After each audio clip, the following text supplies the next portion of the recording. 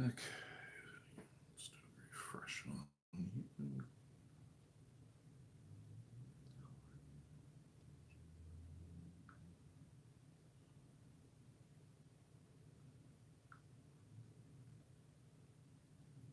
That's not it. There you are. Getting ads on my own stream.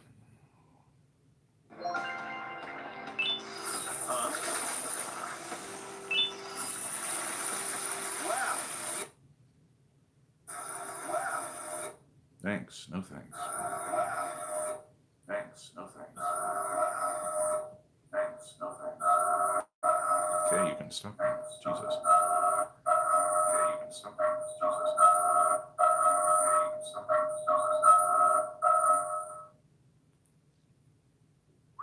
Well, that was manifestly unpleasant. Give me just a sec, guys. While I'm fiddling, give me a mic check, please. Let me know if we're coming through.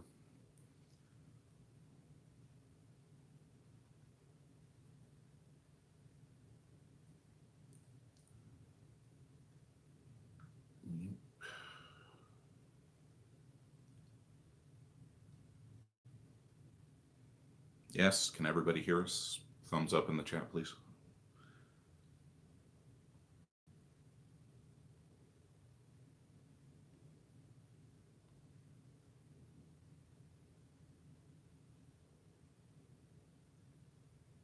Okay, thank you. Okay, thank you. Okay, there we go. We'll just take these off now because we always end up taking them off anyway. So let's just save ourselves some time, shall we? Oh, let's see. How's our picture look? More or less centered.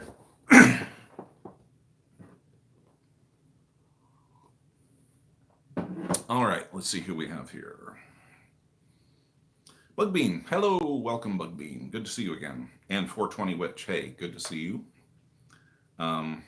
We're sorry that you had a lonely Christmas. We get that.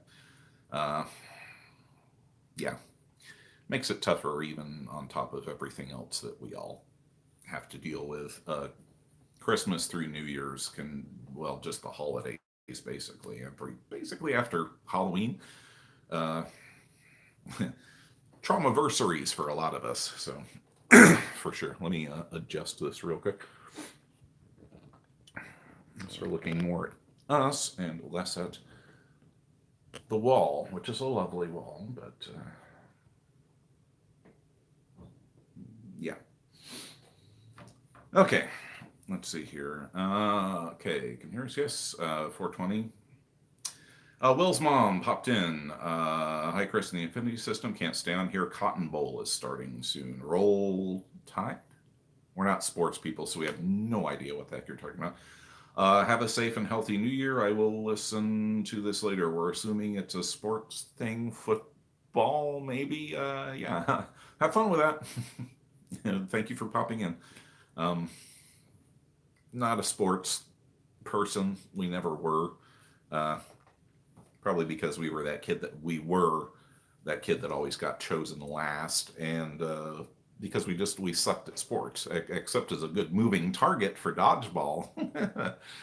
They always wanted us for that. But part of it was probably because we didn't get glasses until our sophomore year in high school, due to a combination of factors, so we couldn't see. Tough to catch a ball when you can't see the damn thing flying at your head, or, well, unless it's a big red blur. 420 Witch, thank you, sending you lots of love. Thank you, right back at you. May interest you to know, 420 Witch, that we bought our daughter, who has expressed an interest in the craft. We couldn't find Buckland's complete, but we found Cunningham's book that includes his Book of Shadows as well. So basic primer for her. We found her a small cup for water and picked her up a 4-pack of votives for fire, earth, and air. She's going to have to take care of herself. And I mean, obviously, you want to make her own tools. Um, but anyway, I thought you might find that interesting, especially considering that we were Wicca ceremonial Enochian way back when, roughly about the same time. So anyway, yeah, blessed be to that. Let's see here. Scott Cunningham is amazing. His books are all worth getting. Yeah, when we were practicing, he literally had just came on the scene. Um, I think he had just put out his first book, but we learned off of Buckland's and a whole host of other esoteric, and I mean really esoteric stuff. Uh, there was a New Age bookstore in one of the suburbs of the city that we lived at the time that just they had this knack, or this library, for having these really obscure magical treatises and stuff like that, and it was a really fascinating place to wander around. And what we liked most was the smell, because they burned incense constantly. So you would go in there, and it was just this incredibly fragrant wave of incense that would hit you the minute that you walked through the door, and it just permeated everything. Any of the books that we got there would smell that way for months, and it was great. Kind of missed that place, actually. Great place to wander around on a rainy Saturday afternoon. It was they put it in the basement of an old vintage house, like an old Victorian house. So it's like the whole basement. You went around the back of the house, and you went downstairs and into the basement, and they had turned the whole basement into the New Age shop. It was really, really nice, really nice. Kind of an all-in-one place, but they were best known for their selection of books. So, sorry, sidetrack. A couple of other chats popping up. Oxymoron, hey, how's it going? Cunningham's Book of Magical Herbs, and highly recommend it. Yeah, we've got that was covered under Buckland's. I think we've got several different books on herbs. Rodale's Encyclopedia. I mean, we got one that's like this thick. A couple of others from that too. Unfortunately, we kind of live in an area now where there's not many beneficial herbs, but there's a whole hell of a lot of psychedelics just laying around, and poisons and stuff like that. So, but yeah, that's a little piece of our past, long time ago. Let's say that was 87, 88. I don't think it was quite 89 yet, but let's just call it 88 and be done with that. So it was right as the New Age movement was really picking up steam. So yeah. Let's see here. Oxymoron, 3 hours left of the old year here. We've got a ways to go, but we started this at 1 so our time, so that we knew that you guys overseas would at least be able to catch a couple of hours of it, and who knows, we might actually tick it over. If it's, let's see, 3 hours left, so we'll see how it goes. We're on a low ebb today, energy wise, because like we were talking a little bit earlier, holidays are often related to trauma, which can make it a lot difficult. It makes it very difficult on systems, particularly trauma victims, because a lot of abuse will happen during the holidays, because all your abusers are at home. And the family abusers, are coming in to visit. Yay! That's when you start looking for the places to hide, and you try to stay out of the house as much as humanly possible. But so yeah, the traumas can be there, and it's particularly tough for us after Christmas, like basically the day after Christmas and through New Year's Eve. We always end up with a splitting headache on New Year's Eve, which is about 6 or 7 hours from now. It should start kicking in. We're gonna try to get the jump on it this year, and do a lot of self-care after we're done with the stream, and take some ibuprofen and whatnot, and just try to head it off at the pass. which hopefully now that we know, where it's coming from, we can hope to deal with it a little bit better. It's not going to change any of the symptoms, but at least now we have an idea, which for our part was Christopher's trauma in 74 with Jenny and Jane and other things that we haven't shared. All happened in the week between Christmas and New Year's. So, yeah. Anyway, so I'm sure a lot of you can relate. So let's see. I think we've got some people popping in or something. Let's see. Christmas was hard this year again. Oxymoron is saying, if we're here on long enough, we can celebrate together. Yeah, like I said, we'll see how long the stream goes. Normally, we generally have it about 2 hours, but like I said, we're kind of on a low ebb, so we'll see how long we can hang out and with it. But we've gotten a huge. I think we picked up like 30 or 40 new subscribers in the past week or two. Just out of nowhere, not sure. So maybe some of those new people will pop on in. If not, well, you've always got the old crew here. But yeah, it's just all of a sudden this influx of new folks. It's like, okay, well, it's probably the holidays, so the algorithm is kicking us up or something. I don't know. We don't pretend to know how this works. We post, you watch, that's it. So let's see here. Let's see. Who do we have? Sorry. Let's see. Alyssa Chiara, hello there. It's good to see you. Made it to live stream again. Thanks for the reminder on Instagram and YouTube. That really helped. Yeah, we're bad at that. Our daughter has been all, if you want your channel to grow, you need to be consistent. That's the key. It's like, yeah, but you don't understand. It's like, consistent for us is getting up in the morning and making ourselves a cup of tea. It's like getting up and making the bed and then making a cup of tea. That's consistency. The rest of the day is chaos. No, we actually try to structure it, as you guys have seen on the Day with DID episodes. We're not idle.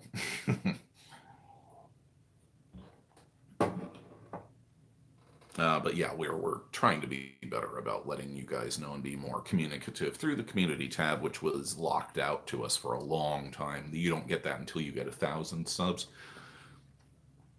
So we just kind of didn't get used to it. It's like there's all these different things now that are popping up in our studio. I guess now we can offer you guys memberships, which we're not quite sure exactly what all that entitles, and there's some kind of super stickers or something that you guys can buy for the chat. Don't know.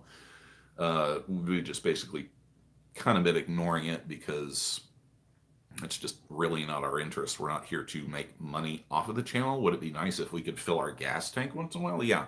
But since we're at the end of the year, full disclosure, and we can actually post these on the community tab, we still haven't made anything off the channel. We've received zip off of all of our content since the first time that we started. It's building up, but I guess YouTube doesn't pay out until you hit $100 or something like that, and we're only at about $60 or $70. We honestly don't pay a whole hell of a lot of attention to it. But on that note, I know a lot of you have asked, are we going to get a P.O. box? And we've talked about it before, and we've looked at it, and it's just, and we appreciate that you guys want to make gestures. We really do. Not required or anything, and we're still a real kind of weird about that. The trouble with the P.O. box is that it just there's too many safety issues for it, and we've explored having somebody else take it out, like across the city or even from a different state, but it's just the logistics of it are tough to juggle, and just system safety, and we always kind of want to lean on the side of being safe. It's the inbred paranoia that comes from being traumatized. But we have been chewing over other options because it's like we don't want to, kind of stick it in your face and say, oh, we don't want your support or, gifts or anything like that. We've made our feelings pretty plain on it, but we have noticed a lot of other things that we watch. Like we watch a lot of music playlist things or There's one that plays vintage music, and another who does live streams, walking streams from Japan, that we really like to watch. He just goes out and walks with his camera, and it's really cool because we've always wanted to travel. But anyway, a lot of the stuff that they do apparently, they can't monetize or they don't monetize. But I guess one of the things now is it's called Buy Me a Coffee. Uh, we just looked at it like 2 days ago, and we're kind of like, yeah, maybe as a solution. I don't know. So what do you guys think about it?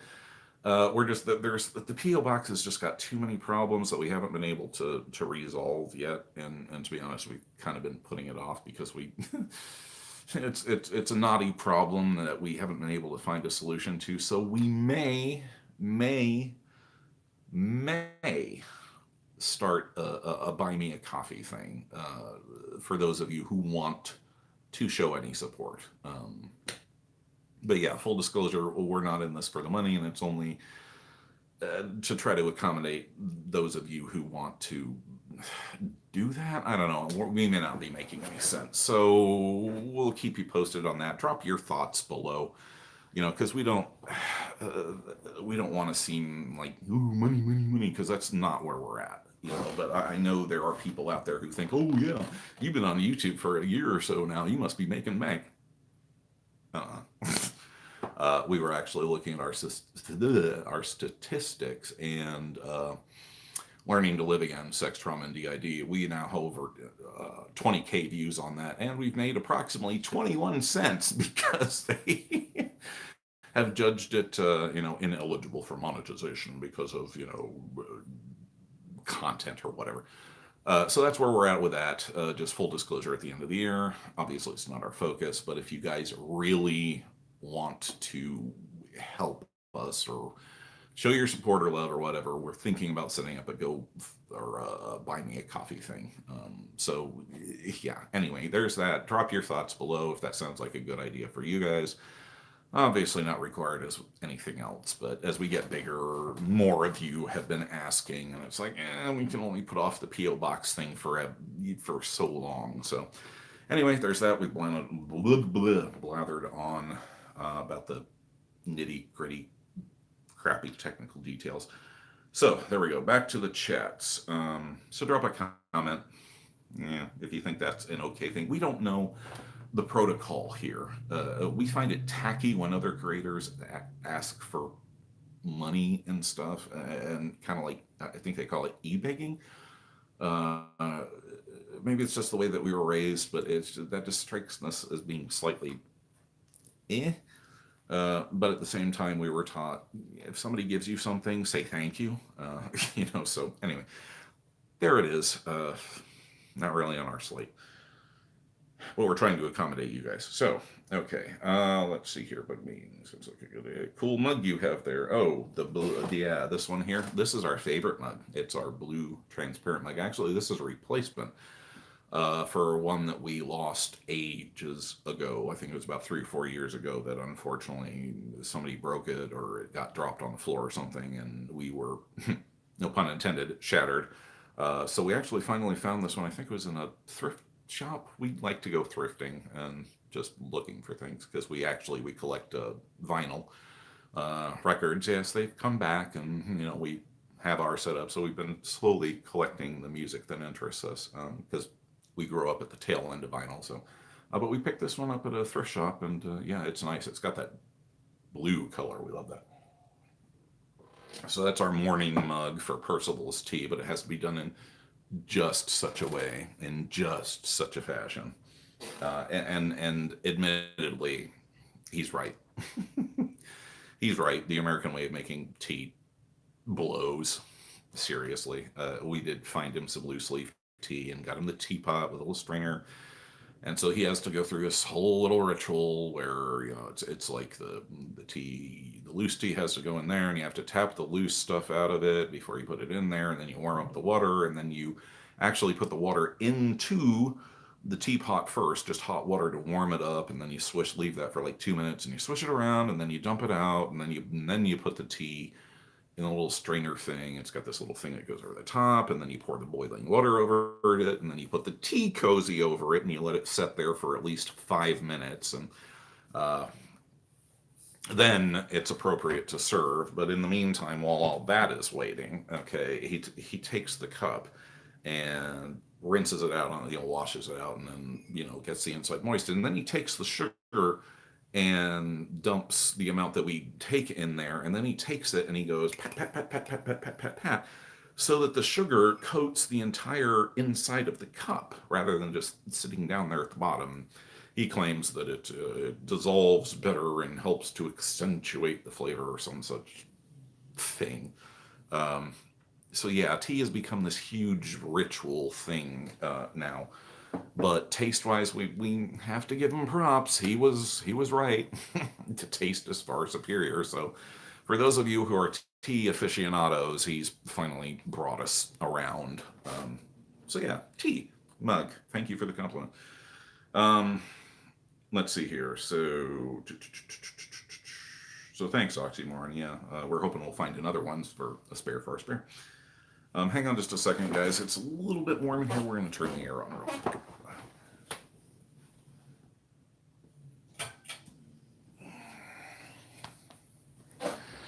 Normally, we would have the windows open to get air, but our lovely, inconsiderate neighbor next door is doing, I don't know what the hell they're doing. These were the same people with the dogs in the night with DID that just... The dogs have gotten at least a little bit better, but I don't know what the hell he's doing. He's supposed to be like refurbishing this little travel trailer or something, but I swear all I ever hear is banging and grinding, and there's cars coming in and out of that. I don't know. Just something seems a little sus about it, but maybe it's just our paranoia. But anyway, we just really want him to be done with whatever it is that he's doing over there and go away. Because he's right on the border of our land, and it's like, dude, you pulled this thing right up to the border, and you have the door facing our property line. I mean, you've literally made our front yard your front yard, and it's like we can't even sit out on the porch because they're 50 feet away, and they're talking. They can hear every damn thing that we say, and I can hear every damn thing that they say, and it was really irritating us. Yeah, anyway, sorry, we're all over the place here. Okay, so let's go back to the comments. Let's see here. Kate, hello, welcome, Kate. Haven't seen you in a while. Hope you're doing well. We remember you were having a rough patch there. I think you were getting new meds. Not sure. We try to remember all of you guys, but we are glad to see that you finally made it. Rummaging through lots of feelings and emotions. Glad I jumped on here. That's what we're here for. I know New Year's Eve sucks for us, so we imagine that it would probably suck for a fair amount of you guys as well. And plus, we missed our live stream because the last Saturday of the month was Christmas, so we decided we'll do it on New Year's instead, and that'll help to take our minds off of the trauma-versary, and hopefully you guys as well, and we can all commiserate together, or positive energy or whatever. Anyway, here to talk. So Off-Grid Grandma, hello. So anyway, Kate, we're glad that you joined us. Off-Grid Grandma, glad to see you. Okay, Kate, that's saying that's part of being us.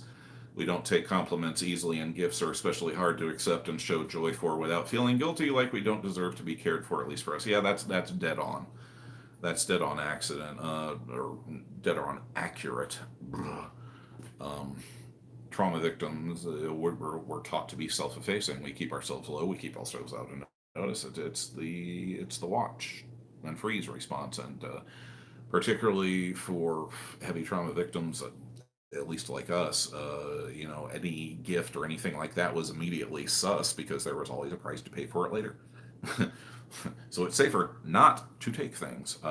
So that's something that we've had to kind of fight it against. But anyway, so yeah, well, we get you, and we're glad that you understand where we're coming from, Kate. Let's see, Oxymoron, no thoughts on memberships or buy me a coffee. We do not have any money left for no, and we're not asking for any. That's just it. Everybody out there is really tight right now. We're trying to come up with some way to allow you guys to express whatever you may be or want to express. Now you see why we've put off this subject for so long, because it's just not there for us. So no, please keep your money, please. Okay, so let's see. So, yeah, let's see. Off Grid says, in my opinion, you need buy me a coffee and super chats. Just say thank you. Like I said, we're toying with it. Anything of this, but would be glad to help in other ways. Yeah, and we're not asking. Like I said, okay, this is not our focus, but we keep getting you guys saying, oh, if you got a P.O. box, or you're going to get a P.O. box, or if you got this or that, it's like, I'd like to send you something or show your appreciation. It's like, yeah, you're killing us. Thank you, but you're killing us. You're making us make this decision. Anyway, we don't like confrontation. It's a Toy Story reference for those of you who don't get it. Okay, let's see. Naomi, hello, welcome. Hi, sorry for being late. Just came back from a great family dinner. Yeah. We know those. We're sorry it went rough, but you're done now. You're done now, so relax. Self-care, Naomi. Just a Mom, hello. Haven't seen you in a while. Electric Castle System, hello. Good to see you. Let's see everybody else in the chat. Virtual hugs for anybody who wants and or needs. Thank you, Viola. I'll gladly take virtual head hugs. Okay, let's see. Kate says, tea, never been so funny. I love it. Yeah, and it's just, here's the weird thing, and obviously we probably picked this up by watching a TV show or a book or a magazine at some point through our lives, but he was very firm on this step has to happen, and this, and this is how to make a proper tea. And we're like, dude, how do you know this? And it's like, so finally it's like, we're like, Data, just look this up to shut him up. And it turns out now he was dead on the nose. This is the quote unquote proper way to make tea over in the UK, or at least really close to it. So it's kind of one of these, how the hell do we remember? It's like, it's amazing how the positive interjects will draw from different things that you never really thought about in your life. So yeah, we're constantly getting weird things like that. Like Percival saying that he was from Shrewsbury. And we're like, where the hell is Shrewsbury? Oh, it's this little town on the border of Wales. It's like, okay. And then we go and look it up, and sure enough, there's Shrewsbury. And actually Rosa's helped us to track down where that more than likely came from for us. So, but yeah, those little weird things. So yeah, got off on a sidetrack. Naomi says, yeah, we can relate to the bad dinner. Alyssa, yeah, I don't know what the hell he's doing. Yeah, Neighbors, wonderful thing, aren't they? No, not really. Our grandfather had a saying, good fences make good neighbors, and we'd like a much more substantial fence between us and them. It was fine until they moved this thing right next to us, but the property that they've got, they already have like 2 RVs on it already, as well as the house. And I mean, our property is like 3 times the size of theirs, so we're well set back away from the street and all the other houses around us. But when we bought the land, it was flat. There weren't nothing here, and we had this lovely view of the mountains, and now, of course, they built up a housing development, and we've got stuff springing in all around, so it's kind of like this steadily tightening noose of people, and it's starting to irritate us. It was fine until they moved there and started making noise and made our front yard their front yard. So, yeah. That's our test of patience right now. So yeah. Just a Mom, kiddo has had a really rough patch, spent 18 days out of November in and out of the hospital. I'm worn out from it. Oh, I'm sorry. Our thoughts are with you. We've spent so much time in hospitals with our late wife. We could go on and on and on. We have slept on hospital room floors just simply because the flat cold floor was more comfortable than sitting in the damn chair for 10, 12 hours at a time. So yeah, sympathies. We hope they're doing better. Um, so good health to them, and rest vibes to you. Virtual hugs. So yeah, we're sorry to hear that, just a mom. 18 days. That's a long stretch. Uh, Oxymoron. Our neighbors are actually great. Yeah, cool. 420 Witch, you're back. Hello. Let's see. Kate, great grandma was a lovely English lady. Learned proper etiquette from her, and she went to finishing school. When I visited her, I knelt on a pillow beside her and spoke when spoken to. The English, yeah, they're. We actually live for about a year and a half after our egg donor divorced one of our abuser, stepfather, quote unquote. We moved, and actually there was a British family living directly next to us, and we became friends with their son. We've always been very standoffish and don't make friends.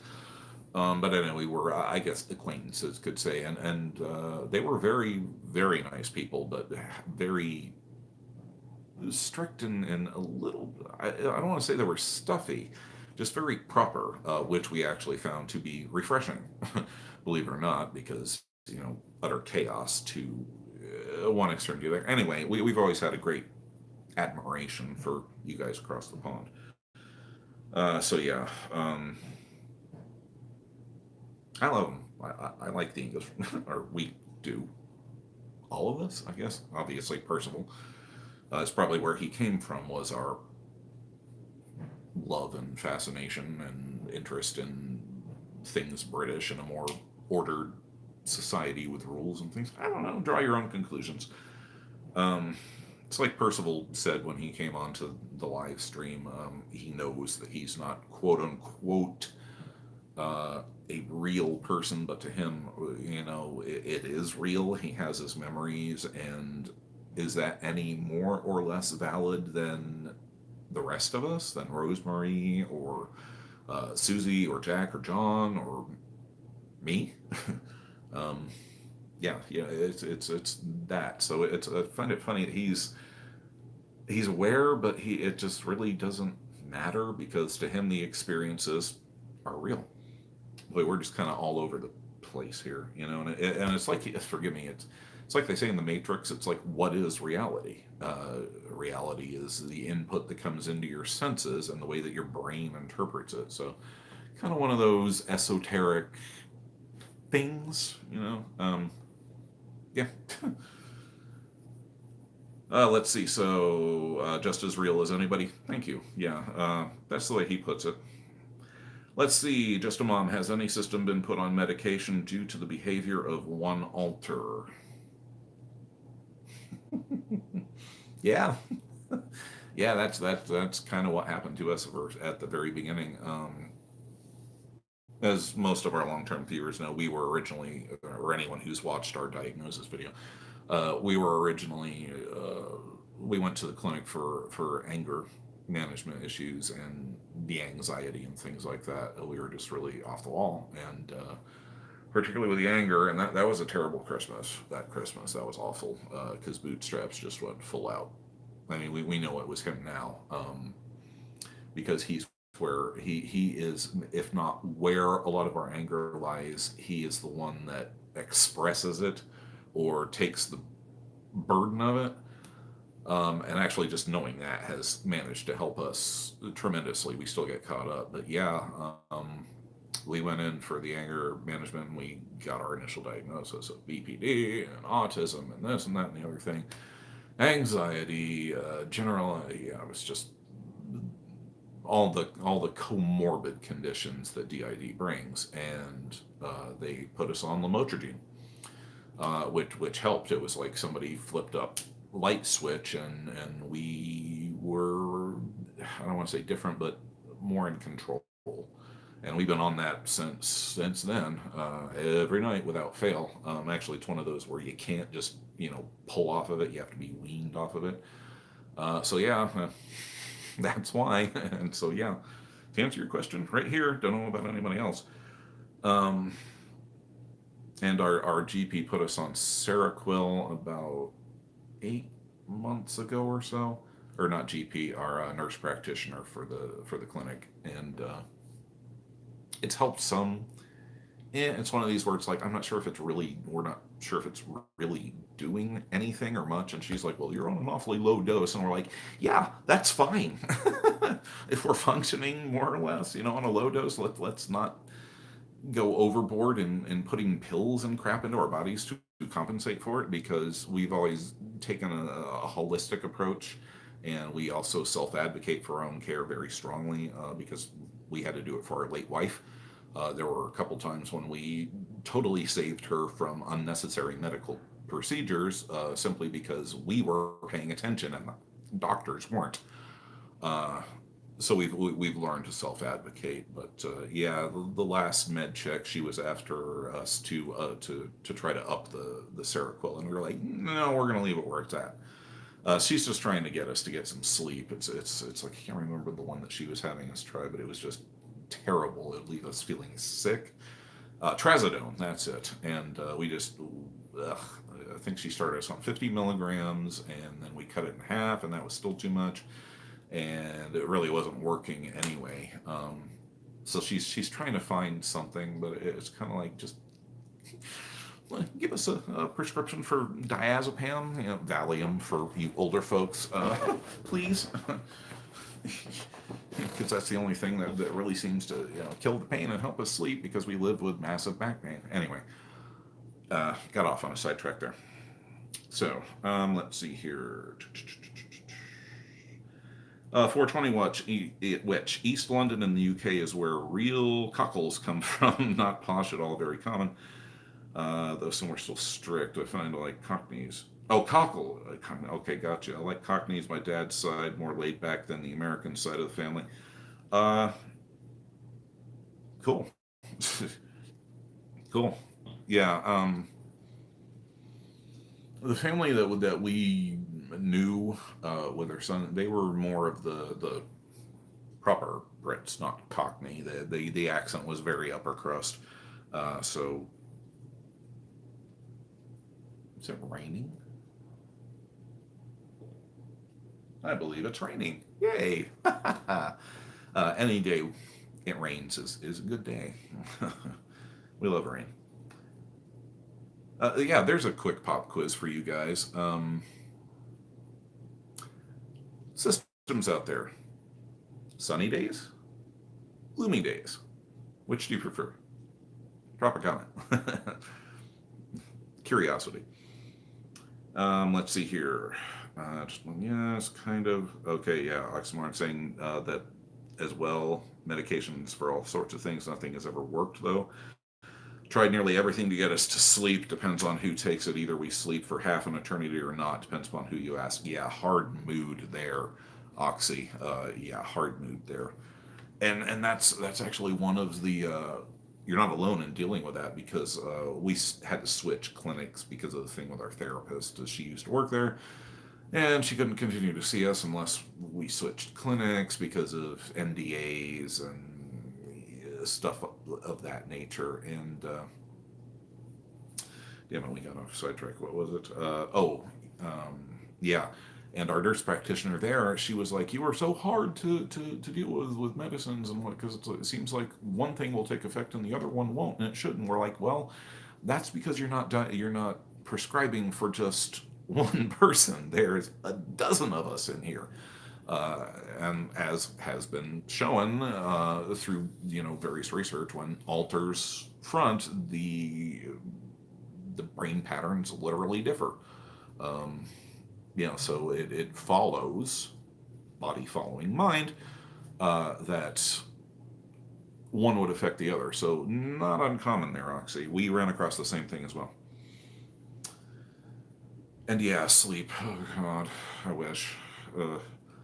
And man, we've been through the gamut. That's why we want the Valium, because that actually works. But it's a narcotic, and they don't like to do that, even though we wouldn't abuse it. It's like, fine, let us piss in the cup every month if it works, whatever. Let's see, Sue, yeah. Gloomy days for sure, Electric Castle, yes. Let's see. Have you? Okay, Akshaya. I don't think we've seen you around before, and I hope that I pronounced that properly. Akshaya Vadavel. Akshaya Vadavel, we hope. We're going to call you Akshaya until you correct us. Have we seen the news of the new series Crowded Room? It's about Billy Milligan. We have heard of it. We have not seen it as of yet. From what we remember, what little, apparently, it's okay. Yeah, this is the one. This was this the Twinkie defense guy? Anyway, we know what you're talking about, and we have not as of yet see it. But from what we have heard and what little we know about it, it does not present a good representation of DID and goes heavily into that evil alter trope, uh, which, as all of us who actually have persecutors in our system, and often they'll double as protectors, they're not evil. Okay, their actions may come across as being evil or negative, but what they're doing is they're just simply trying to protect the system in the only way that they know how, what they're tied to. It's like, okay, for those of you who watched A Night with DID, in towards the end of the video when we're showering, and we're experiencing flashbacks, Jack is there and he's acting as a persecutor. He's like, you remember this? You remember how it felt? You remember what they did? And this is, and we kind of hesitated to include him in there, but this is what we deal with. This is what he does.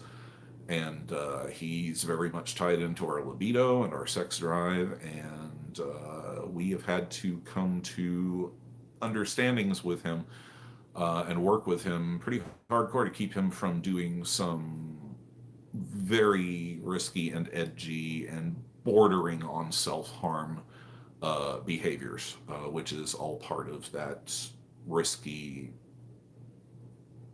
escalation cycle that we cover in our Learning to Love Again, where we cover, that cycle of sensation where it takes more. It needs to be more exciting or more something for the next time for you to achieve that sexual gratification. And a lot of the traumas that were inflicted upon us have to do with pain or discomfort. So that pain or discomfort has become tied to the sexual reflex, and that's what Jack is all about. So when things get overwhelming, he wants to let off stress by doing some risky stuff, and we've had to really get a lock on that, because we're not going to go into details, but there was at least one time when we were bleeding at the end of it, and it scared the shit out of us, because if it had not stopped, we would have had to go to the emergency room and explain why we were bleeding from where we were. And that's, yeah. And that was at the point with him where we kind of went, okay, dude, here's the deal. We need to make some understandings and accommodations between the two of us, or, well, all of us, anyway. Let's see. So I'm not sure where we're going with that. Oh yeah, Billy Milligan, and Evil Alters. So actually, good, we did pronounce you properly. So yeah, Evil Alters, the persecutors, they're not evil. They're just trying to cope in the only way that they have. It's like with Jack's sex. That's what he does. He's the bad boy. It's like John was the good boy, and they broke him.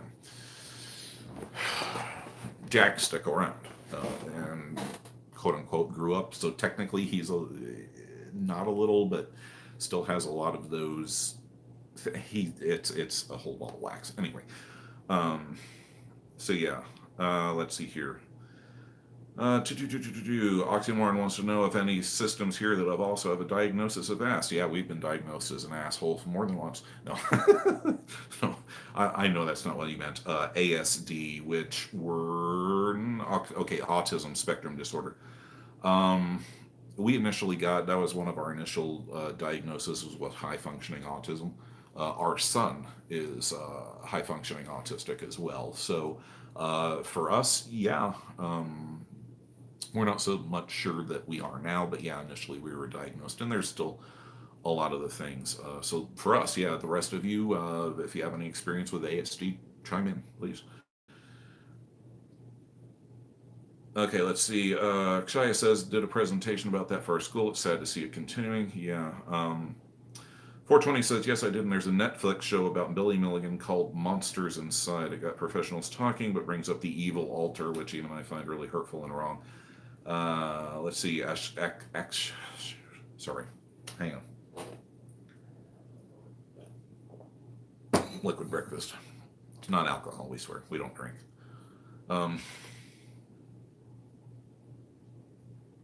Got professional talking, but brings. Okay, we have two. Actually, I was saying they have two persecutors. They hold such painful trauma and have very complex trauma responses. Yeah, same. What's the best way to explain this? This is kind of one of these, and our longtime viewers are probably familiar with this as well. So basically what we've done, we'll have to graph this out. What happened with us?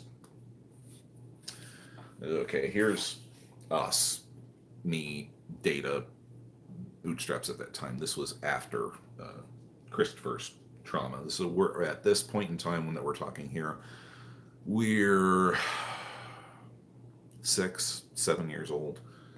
So roughly 2 years after what happened to Christopher. So you got the gaggle of us here. We had split. We had Susie. Christopher had retreated when Susie came on the scene and took over for him. We're not going to go into that. So anyway, this was our amalgam, and at that point, what happened was we split again, and Christopher D was created. And he was the one that took the next. Well, he then split into, or was forcibly split into Jack, John. Okay, John broke because of the trauma. Mimi was created out of that. So we've got Jack and Mimi. So it kind of alterception type of a thing. So it was an alter that split into two alters that then split into another one. So Mimi ended up being both. She has both qualities of a little and a persecutor and a protector. Jack is just straight up persecutor. It was part of what he did. It was part of how he was trained, conditioned. He is that cooperative alter that decides to embrace it, because it makes things less bad, except it didn't. Anyway, we're all over the place today, as usual. So, let's see.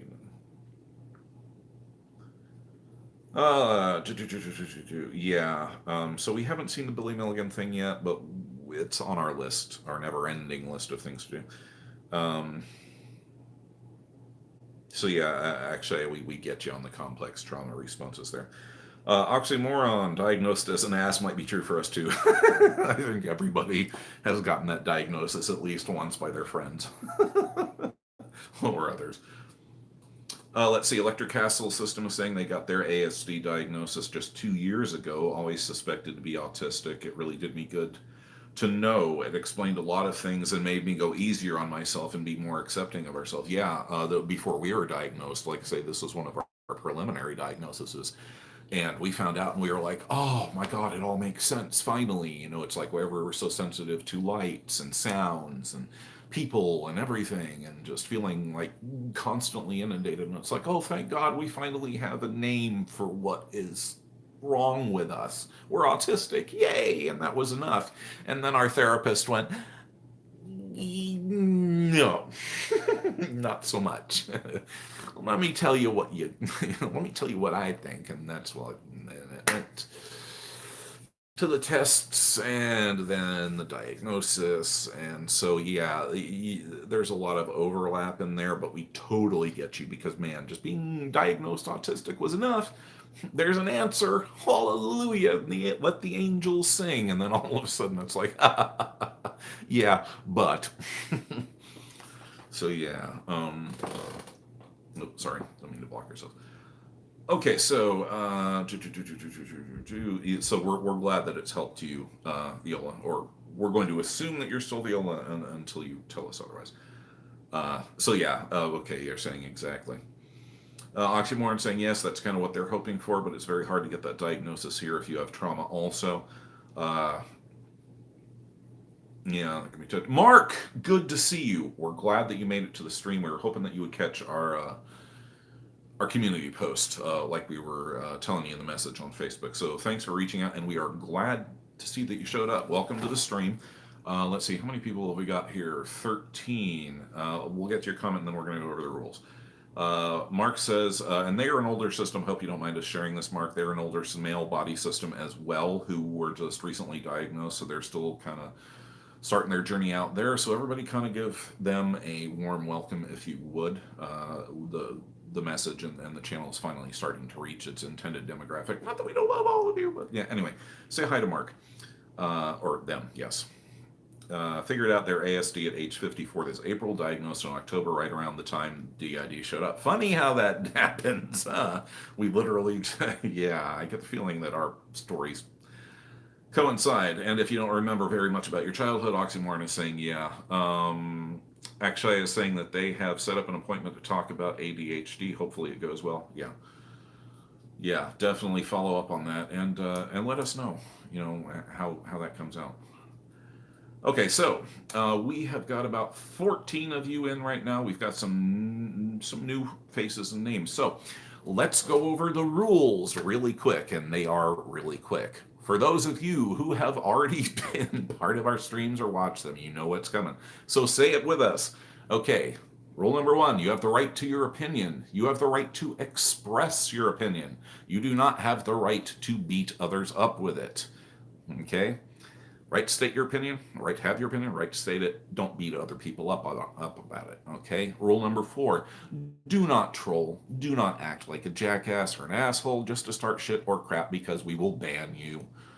We have been on the internet since before its birth, okay? Back the days of BBSs, we've been foreign admins, we have been around, we know all the troll tricks. We know all the crap, and we will just simply ban you without a second thought. So save yourself some time, save us some time, just don't. Those are the rules. That's it. The only other thing that's a little different on our live streams is that we make this about the community, so it's more about everybody here asking questions, sharing what experience and thoughts that they may have in order to benefit us all, rather than just you guys. It being about us and asking questions. So it's more of a free-form forum idea in the classical Greek sense of the word. So those are the rules. That's how things are set up. Let's get back to the questions. So Mark, welcome. And anybody else that we missed in the chat, also welcome to the live stream. It's good to see you. All right, so everybody else is saying hello. Let's see, were we on a question or were we just blathering further on? Mark, feel free to ask questions. Anybody ask questions, please. If we are not comfortable answering something, we'll let you know. If we don't know, we'll let you know. Kind of surprised that Roses isn't on here yet, but holidays, traumaversaries for them as well. So let's just wish Roses Rent good New Year's. Hopefully they're having a good New Year's with their partner. We hope so. They were in pretty good mood yesterday when we talked to them. So yeah, making Christmas cookies. We'd sent them this cookie cutter set, which is this whole scene with Santa and a sleigh, and you cut all the cookies and you put them together. And this stupid set has beaten everybody in the family. We couldn't do it. One of our daughters, who was in training to be a professional baker, she couldn't complete it. The difficulty level on this thing is insane. So for Christmas, we sent it on to them because they're an avid baker. And we figured if anybody could beat this stupid cookie cutter set, it would be her. So or them. So they're working on it. Sent us some pics last night, and we're like, wow, you got the reindeer right. Because those are a pain, because they got these little, they're not that big. And when you cut the cookie dough in, it kind of sticks to the thing. So you kind of have to poke it out with a stick. If any of you guys have done baking, you know what I mean. All right, so Juxta, hey, good to see you. I'm kind of hoping that Teresa Henson is going to show up today. If any of you see her log into the chat here, please let us know immediately because we've been worried about her. She was the one of our viewers that we asked you guys to go over to her Instagram page and send her some love because she's been undergoing some tough stuff.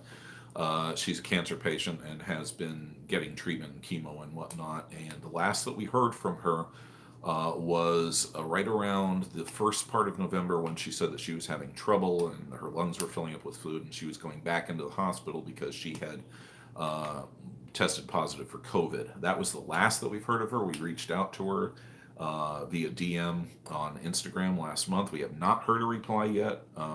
We sent her another message last night. It is not shown that she's been on. So if she pops in or you guys see her anywhere, please let us know because we would really like to know that she's okay. And not just be left hanging, which is our fear, is that something happened and that nobody has access to her social media accounts. And we're going to be really bummed out if she's passed on. So hopefully, Teresa, if you're still out there, if you're watching this ex post facto, please answer your DMs, damn it, so that we know that you're still out there and still alive. Okay? Thank you. End of public service announcement. So, yeah.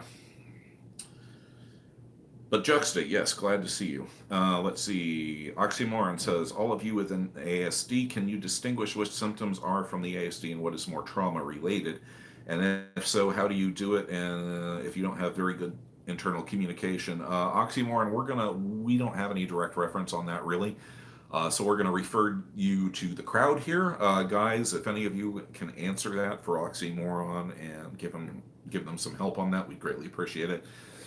That one we can't speak to just because we don't have that direct experience. So please see if you can answer that. Mark says, so happy to see someone who looks like me talking about the stuff I'm dealing with. From what I read, women outnumber men in DID 9-1. Haven't seen that, wouldn't surprise us. One thing we will tell you, Mark, is kind of watch out for those statistics because it's like the one that pops up the most is everybody says, oh, DID is so incredibly rare, it only affects like 1% of the population. Actually, it's closer to like, I think about 5% was the last study that data ran across like last year or something. It is still rare. It's one of the rarer psychological mental disorders, but it's not as, when you take into account the entire population of the planet, that 1 to 5%, that's still a hell of a lot of people. And that's just the diagnosed cases. The number of undiagnosed cases out there is probably much, much greater. So watch out for this whole statistics things. There's a lot of conflicting info out there and inaccurate info, which is another reason why we started the channel. So yeah, we're glad that you clued in. And then, as we told you, this was one of the reasons that we started the channel, because when we were diagnosed, we went looking and there was diddly squat on the internet. And so we turned to YouTube and ran across a couple of the other channels, like the Entropy System were the ones that helped us the most to give us kind of a grounding in what was going on. But we were like, there's no older guys on here. Who do we relate to? And then it's like, okay, we have a unique perspective.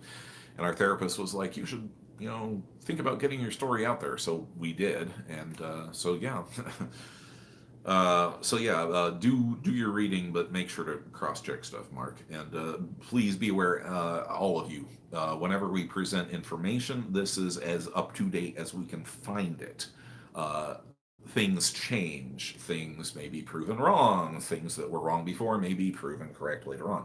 Like with the field of psychology, it all depends upon the system, all depends upon the trauma, all depends upon what's knocking around up here.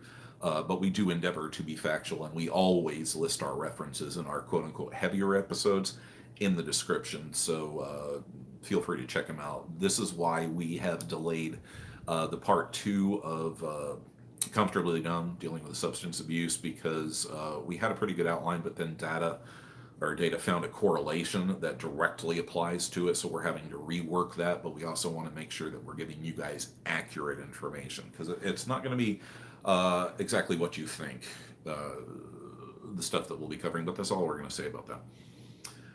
So let's see here. So yeah, thank you. We're glad that you're finding some comfort here, Mark.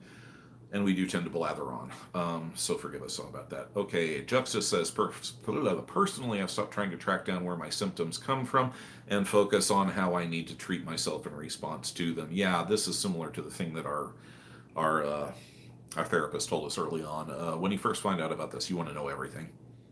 What happened to me? When did it happen? Who did it happen with? Where's the proof? Are there pictures? Are there any records or anything? I mean, data went digging. There's this absolute mania now that you know that you have huge missing chunks of your life. You want to go, what the hell happened to me? I want to know. I want to know in excruciating detail.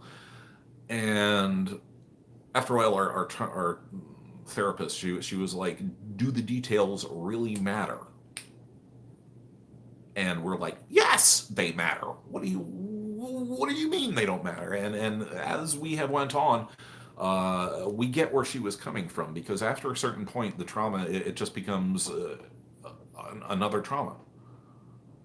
It's another thing that it's another puzzle piece that falls into place that connects this area of your life that you never really thought about, or just the way that you perceive things, and all of a sudden you're going, oh, that's why we do that, or that's why we perceive that.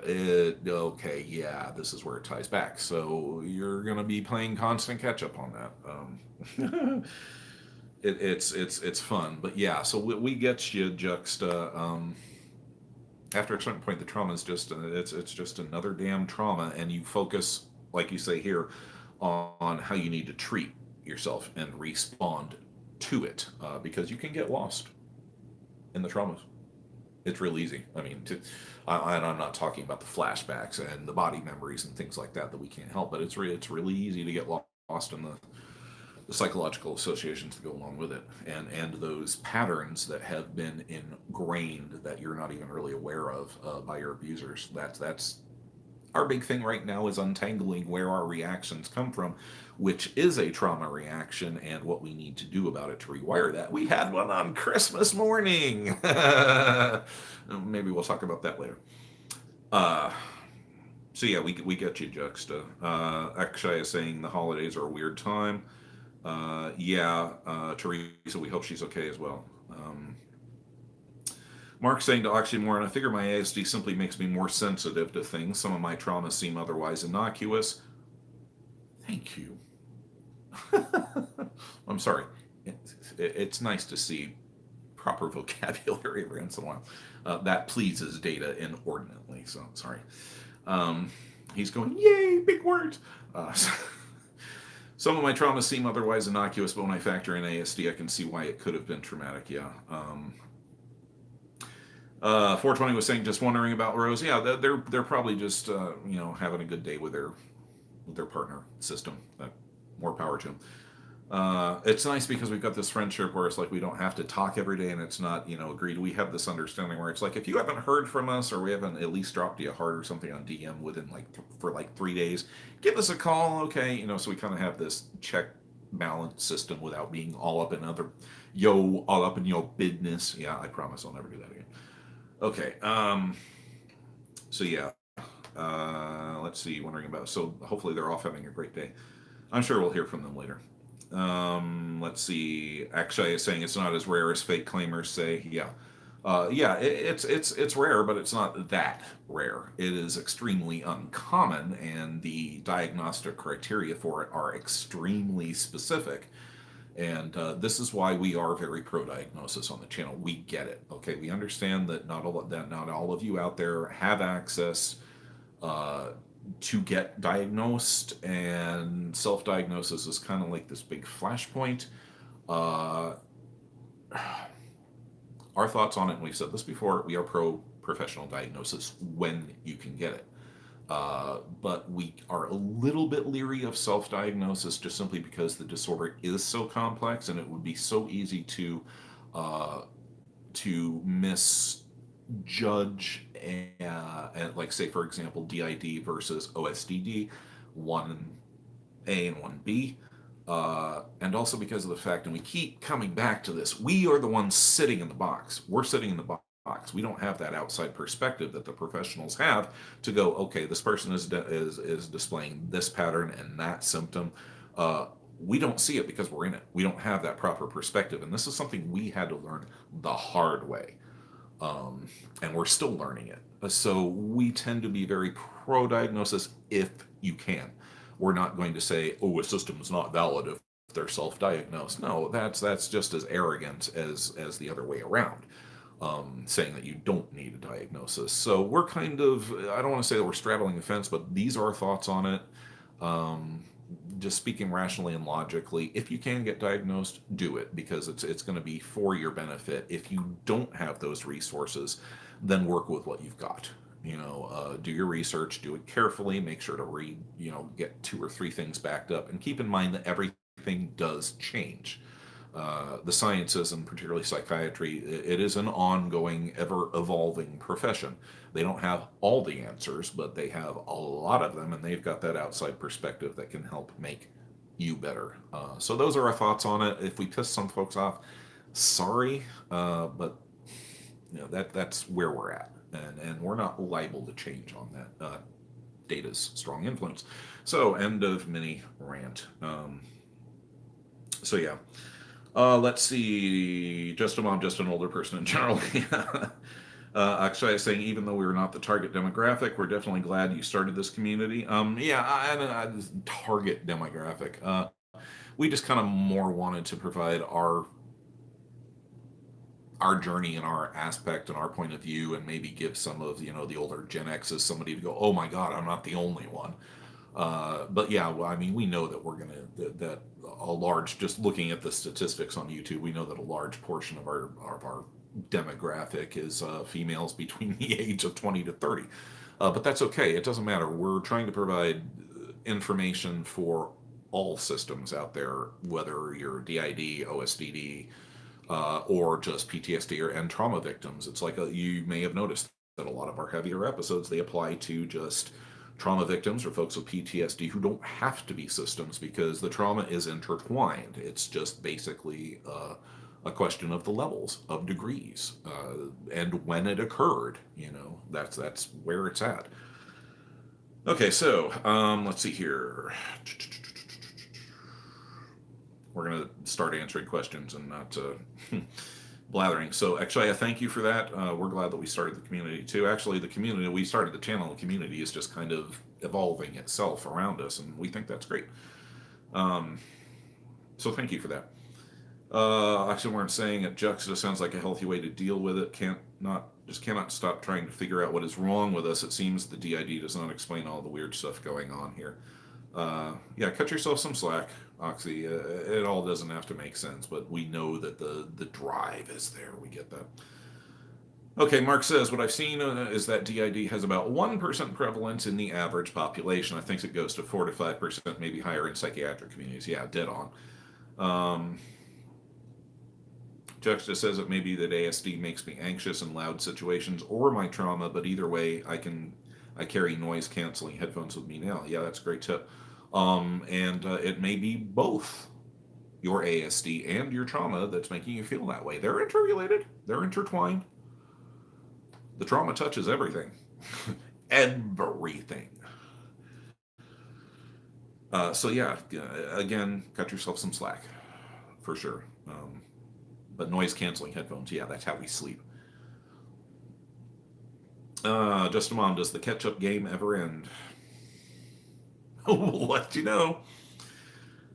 Let's see. Lisa Thielson, hello. I don't think that we've seen you on the channel or stream before. Welcome. We're glad to have you. Thanks for popping in and deciding to say hello. We'll read your question now, or comment. They're 40-ish. They have DID. My mom also had DID, also have ASD, PTSD, and schizoaffective. We're not familiar with the last term, but we'll look that up. So yeah, again, welcome to the channel. If you have any questions, feel free to hit us up. Otherwise, it's just kind of a free-form discussion, as you're seeing here. So your mom had DID too. That's some heavy. We're guessing there's a lot of trauma in your family, but we're not pros. We can't make that judgment. Okay, let's see. Mark is saying after getting relief from depression with TMS, not from another acronym we're not familiar with. Did a no meds trial to get a new baseline. Ended up getting back one med specifically for autistic anxieties. Much happier back on that. Okay, so they redid your meds. Yeah. We're constantly questioning our meds. It's like we're not going to pull off of them. We are religious about taking our meds, but we don't want to get caught in that, because prescribers, particularly if they're not paying attention, they'll be like, oh, well, try this pill, but yeah, but I'm still on this one. Oh, but it's like, and they tend to forget. So yeah, it's good that you're up on that. Okay, 420 Witch Entropy System missed their content too. Yeah, it's kind of a shame that they got caught up on the ancillary fringes of that nuclear bomb that dropped on the YouTube DID community. But yeah, they were able to help us out because they just seemed more realistic, in touch, compassionate, all of the above. I don't know. They spoke to us, so we found a connection, which is what helps. It's yeah, that's the whole point. So let's see. Oxymoron saying that just the thing is, can't stand headphones of any kind. If we had an official diagnosis, we would not have to sit in a room for, a full. We would not have to sit in a room full of people. We could stop working on coping with it. Yeah.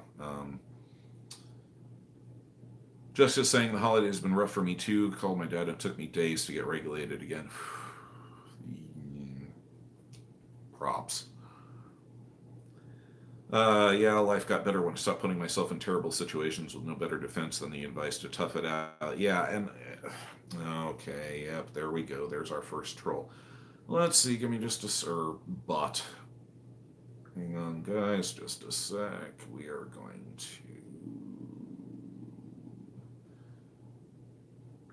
bye, Miss Russian, whoever the heck you are. Probably a porno link or something. And let's see, we're just going to read. Okay, yeah. Poof, that went bye-bye. Okay, like I said, during the rules, we will absolutely ban you without a thought. So, Russian bot person, sorry, bye-bye. Okay, moving right on. Oh yeah, to tough it out. That whole tough it out thing, unfortunately, it's part of it. We just have to deal with it. But that's also a little bit of a trap in and of itself, because we've become so accustomed to keeping everybody else at bay and doing everything because we don't want to get hurt. We'll just tough it out. Unfortunately, that cuts off the support that the people who can support you, you're literally denying yourself that. I don't know if you see what we're saying, but it's that whole sentiment in itself is kind of toxic in a certain way. So cut yourself slack. It's okay to be weak. That's called being a human being. Okay. Okay. Mark is saying, thoughts about self-diagnosis. Make sure to keep in mind, what if I'm wrong when making decisions based on that self-diagnosis? Yeah. Perspective and knowledge. You got to keep those in mind. Oxymoron, yep, working on calming down the littles, but to nearly no effect. If we would know it was because of ASD, we could also care better for your needs. Yeah, Oxymoron, I'm sure you already know about the little stories. At least you've got one safe space for them to, chill out to. If you don't, go ahead and check it out. For those of you who are unfamiliar, our program is a little bit different. We have our heavy informational episodes, which Data is more or less in command of. And then we have Percival do readings, both adult fiction, and we have what we call the Little Stories, which is a safe space for the littles, where think Mr. Rogers for DID. And we have those on a playlist. Feel free to go and check those out. A lot of systems have found it comforts the littles, and we're trying to give them a reliable safe space that's always going to be there. The internet is forever. So no matter what, it's something that they can depend on. So I'm sure you already know about that, but you can check that out. And yeah, we hear you about, needing the knowledge to care for your needs. It's maddening. Yeah. Let's see. 420 Witch. One of the reasons I've been advised against hypnotherapy, as it may reawaken things that I don't need to know and could cause more trauma rather than heal. Yeah. we hear you there. We have some thoughts on that, but that would take us way off course. We're not going to go there. So Data, just be quiet. He's going, but, and we're like, no. Elisa Chiara saying that they totally agree with being careful about self-diagnosing. 420 Switch says they're frozen in in an emotional flashback from Christmas Eve till the day after Christmas. We're sorry. We know exactly what you mean. Okay, Juxta saying, yeah, even with a professional diagnosis, what if they're wrong? A friend of mine just got their diagnosis of bipolar transferred to severe ADHD and trauma. It's wise to allow healthy doubt. Yeah, get a second opinion too. Okay, this is something that we've said before. Therapists and healthcare and these clinics, okay, where they're available. Again, some of you do not have access to these resources. We understand that. But for those who do, think of it's like shopping for a car. You need to have a car that's comfortable for you and is going to get you where you're going. And if you're not going anywhere with that particular car, it's time to look for a new one. That doesn't mean that you should just get a new therapist every time that they say something that you don't personally disagree with or agree with, because that's part of a therapist's job, is to kick you in your ass and show you, hey, this is this is what you're doing, bro. Whether you want to believe it or not, I'm telling you, you can ignore me if you want, but so yeah.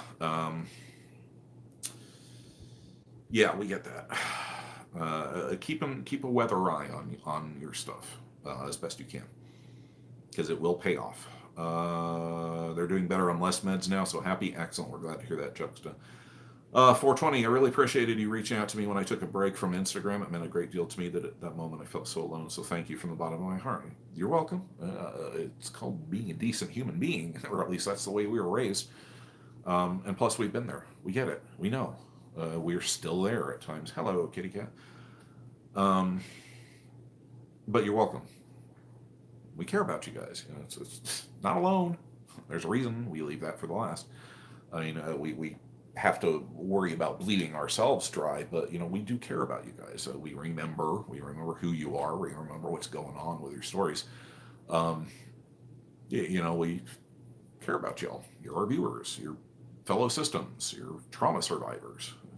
If we don't have each other, who the hell do we have? Okay, so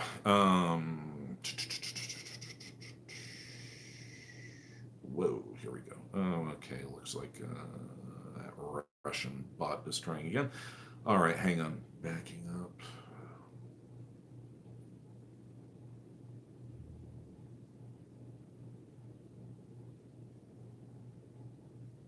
Okay, there we go. Sorry, 420. You're welcome. Absolutely. No problem. Okay, actually, I was saying, for us, we hope to get a good psychologist and are open to whatever diagnosis we get. Just kind of do the best we can until then. Yeah, and that's all that you can. Just work what tools you have. Basic things like, your CBT or DBT, journaling, things like that. They're the breathing exercises, mind-body movement, like the Qigong or the Tai Chi that we do ourselves and keep recommending. There are lots of things that you can do without a diagnosis. Okay, let's see here. Naomi, hello. I have a psychiatrist who thinks my trauma isn't a trauma, but I've had more than 3 therapists telling me it is one of my traumas and that I might have CPTSD. How come I don't know what to do? Okay, well, let's just look at this statistically. If 3 out of 4 therapists who know your story are saying that you have trauma, you should probably listen to the 3 rather than the 1, okay? Our sister, stepsister, had a saying that is apropos to this. Opinions are like assholes. Everyone has them, and most of them stink. One of those moments of brilliance from her otherwise Felna. Anyway, we've actually had to re-examine our relationship with our stepsister after learning about our traumas and being diagnosed, because we now we know that she was being abused as well. And more than likely, she might be a system too and not even realize it. But it's one of these where we don't communicate with that side of the family for reasons. So we wish her well. If this is the truth, then we misjudged her in the past, and we've got a lot more sympathy for her now. Um, Love to talk with her about it, but we're not going to go dumping that on. Yeah, they would just open up a whole can of worms that we worked very hard to close. Yeah, no, thank you. Not going to do anything that might bring egg donor back into our orbit. But yeah, Naomi, I'd listened to the 3 before I did the 1. And how come you don't know what to do? Because you don't want it to be real. You don't want to have the trauma. You don't want them to be right. You want everything. You want it to go, oh, you don't have trauma. You've just got a few common issues here. Let me teach you some breathing techniques, and that'll be the end of your problems, right? Doesn't work that way. Sorry. You're fighting against your own natural human inclination to want things to be hunky-dory. It's that nice, comfortable rut that we talk about in Trauma Doesn't Lie. But you're aware of it and asking questions. So that means you're not caught in it. Okay, and that's enough of our preaching on that. Okay, Mark says, transcranial magnetic stimulation. Okay, we're going to have to look that up because that sounds interesting. Just from the title, I'm guessing that they expose it's targeted to certain sections of the brain. It looks like they're essentially an intense MRI, or is this more along the lines of like a TENS unit with the electrodes? I'm guessing for targeted, it would have to be with the electrodes. We're going to look that up. Thank you, Mark. Transcranial magnetic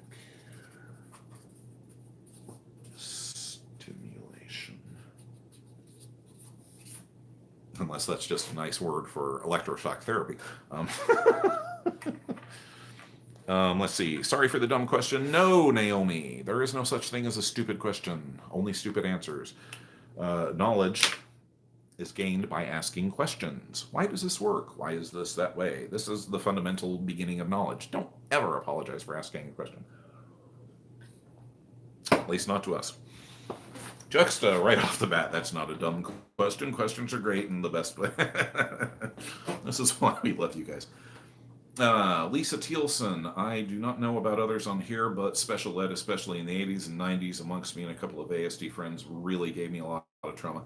I know exactly what you're talking about. We weren't involved in that, but we did see the effects of that firsthand, because the same stepsister that we were just talking about made the rounds of psychiatry during the late 80s, and we were part of driving her to more than one of her appointments. And the mental health field in the 80s and the early 90s was not exactly the most advanced. It really, particularly for DID and the dissociative conditions, it really wasn't until Van der Kolk and the others came along and figured out what was going on. And Van der Kolk was like, aha! For those of you who aren't familiar with that gentleman, his name is Dr. Bessel van der Kolk, and he wrote the fantastic The Body Keeps the Score. I think it's mind, body, and trauma. But anyway, it's called The Body Keeps the Score, and it's essentially the Bible for trauma. If you want to know about your trauma and why it affects you and why it does what it does, read the book. We're not monetarily endorsed. It's just, it should be. It's great. It speaks to everyone. It's a little dry and it is intense, so be aware of that going forward. But you want to know the nitty gritty of why you react the way that you do and how trauma affects the brain, that's the place to go. Okay, so where are we? So yeah, okay, 80s and 90s. Yeah, the psychiatry, the mental health. Yeah, not that great. So yeah, we feel you, Lisa. We do. We watched it firsthand. Weren't part of it, well, ancillary, but we watched it. That was the point when we thought, oh, we're all together and we have complete control over our mind and body. Ha ha ha. The arrogance of youth. Okay, Juxta is saying my current understanding of trauma is that the state of being under more stimulus than one has tools to deal with. Yeah. Russian butt is trying again. Dude, you're banned. Just Pick another target, man. You're wasting your time. Um, let's see. Mark saying, my well-meaning psychiatrist inadvertently over-medicated me last year, resulting in months of serotonin syndrome. Found it from a YouTube video when I realized my symptoms matched. Okay, cool. Like I said, we'll check that out because we're always looking for alternative treatments because God knows there's very few out there for us. It's either pills or deal with it, and we don't like pills. Reasons. Being drugged in order to traumatize you kind of does that to a child. Anyway, moving on. CPTSD is PTSD complicated by the fact that you were traumatized in a long-term relationship. Yeah, exactly. PTSD, CPTSD, BPD, OSDD, 1A or 1B, 1A, and then DID. We're the tertiary. If you guys aren't familiar with the structural theory of dissociation, which we just basically summed up in about 5 seconds, go watch our Who in the Hell Are You People, Alters, and All About Them, because we cover the theory of structural dissociation and the various levels and go into that much more in detail. So go check that if you're not familiar already. Let's see. More folks telling Naomi no dumb questions here. Yep. Just a layman's comprehension, though. Yeah. But it's okay because we each have one of those little bits that all add up. Oh, geez, another one. Okay. Bye-bye. Everyone just ignore the whatever this Russian thing website they get. It's probably just bots. And we're just going to remove you. Okay, so...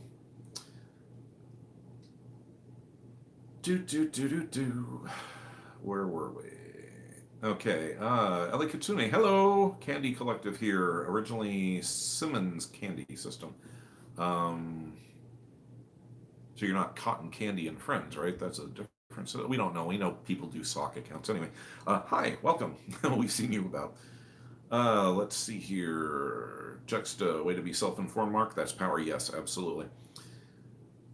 Okay, oxymoron. Problem with the little stories is our littles do not understand English. I believe that YouTube has automatic subtitle translations. If you just click on that and then select, in your case, I'm guessing it would be Spanish, or whatever language. We have had folks, we just recently had somebody offer to do the subtitles for our videos. The trouble is that unfortunately YouTube turned off the ability for viewers to submit subtitles to create our videos sometime late last year, which is kind of irritating. We can still do them manually or upload a text file, but we're not sure exactly how that works. Once we get the details, we'll let you guys know. So those of you who do have alternate languages, if you're willing or wanting to do subtitles for our content, will try to give you a heads up on how exactly that we can do that. You'll probably have to do it on text and send it to us. We're not sure. It's complicated, and YouTube never makes anything easy. So yeah, we want to make it more available, but we're kind of up against a technical wall on that.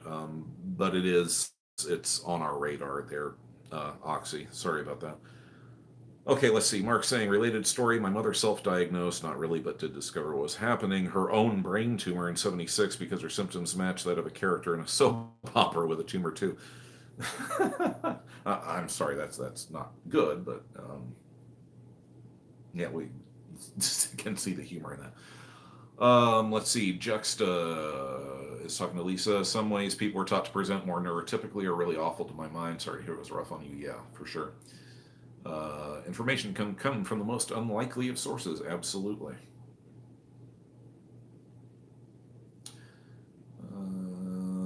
Okay, Oxymoron and Naomi are kind of talking. Mark retracted a message. You don't have to retract messages. I mean, you don't have to. This isn't a terribly touchy-feely type of a live stream. Anyway. Mark says, I believe that the universe gives us the information we need when we need it. I've had so much knowledge given just when I need it. Yeah, it's funny how that works. And I can definitely tell you're Gen X when you're saying the universe. Yeah, we still call it that as well. Let's see. Lisa's saying schizoaffective is schizophrenia plus mood disorder. A lot of problems whether or not I have alters or voices, just like alters or voices. Is so confusing. Yeah, it's confusing. It's confusing as hell. So we feel you there. Juxta saying my perspective is that you should begin trying to listen to the non-harmful voices in you to get to know them. Most of us crave being heard. Yeah, absolutely. Most alters, and particularly the persecutors, they just want to have their say. They just want to be recognized. It's like a case that we repeat a lot is with Bootstraps. He comes out, he does all of the plumbing and the hard stuff and labor, and that's what he does. He comes out and he takes care of that crap, and he's not happy about it, and anything and anyone who gets in his way of doing it as most efficiently and quickly as possible so he can go back to doing what he's doing is an impediment and an irritant. So he can be a ginormous dick. We've been working with him a lot, and once we realized that, and he has calmed down quite a bit, but it simply never occurred to us that he would actually want time out, and he informed our wife of that, and so we were like, okay. It never even occurred to us that he would want a front. So we did, and they watched some movies together, and things have been, much more out. Somebody's pushing. Stable there. Sorry. Okay.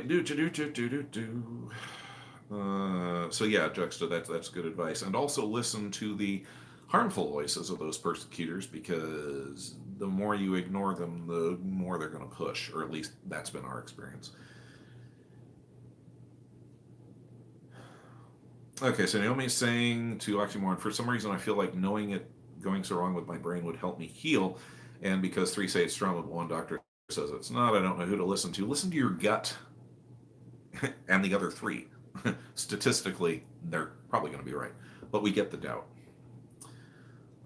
It's been getting from bad to worse lately. Yeah, we feel you, and you will go up and down. It will get better, it'll get worse, you'll get better. Yeah, it's a roller coaster. Buckle up. Let's see. Juxta saying for their harmful internal voices, been working with nonviolent communication and trying to connect with needs that underlay the messages. Yeah, literally what we were just talking about. Let's see. Mark saying TMS is kind of like a non-targeted, non-invasive ECT for side effects. Weekday have to. Okay, yeah. Thank you. We're going to look more into that. Oxymoron is talking with Naomi here. What about listening to yourself? Does it feel like trauma to you? Yeah. See, this is why it's an open forum live stream rather than just us, because each one of you has a puzzle that can help the others. This is what we love to see with you guys. Systems helping systems. Yes. Way to go, people. Support. Let's see. Yeah, Mark saying, in his opinion, yes, does it feel like trauma? Those body memories are very real. Yes, they are. I suffer from discounting my traumas, but I fight that as much as I can. Mark, if you haven't seen or watched our Denying DID series yet, you need to do that. Part 2 in particular is called Trauma Doesn't Lie, and it deals exactly with what you're talking about and with the denial. And it gives you a bulwark against that self-doubt. So if you haven't watched that already, watch it at some point, because we share something that our therapist, and it's a 3-part series actually, but the middle part 2, is the most applicable to what you're talking about there, and the denial, and that's perfectly natural. You're gonna fight it, yeah. Okay, Juxta says, yes, you're the expert on yourself and your experience. No one can ever know it as well as you. Yes, absolutely, particularly for systems. Naomi's saying, happened over 20 years ago, and my body also had a physiologic response to it, still as of today. Also more than one trauma, but different kinds. Yeah. The trauma is trauma. Juxta says, when I start discounting my traumas, I imagine what I would say to the 1% less traumatized person. Would I say, you don't know suffering? I suffered. No, I would give them compassion. Yeah, exactly. And ironically, victims of trauma are some of the most compassionate people out there. You'd figure they would make us hard and callous, but it actually has the opposite effect. Weird, but there it is.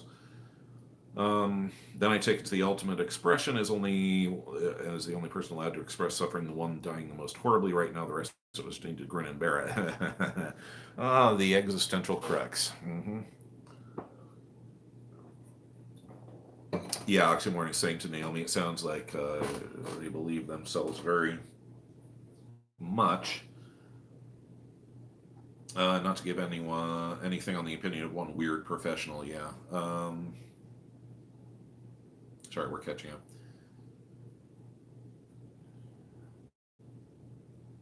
Okay, Lisa's saying some of their voices are affected by antipsychotics, some are not. Thankfully, the bad ones are affected and cannot take over where what is supposed to happen to be our system is mostly protectors and littles. Yeah, ours have not been affected, but we're glad that it's working for you. This is why it can be so maddening for newly diagnosed systems or victims of trauma, is because it is so complex, and it varies according to the person, the trauma, the brain.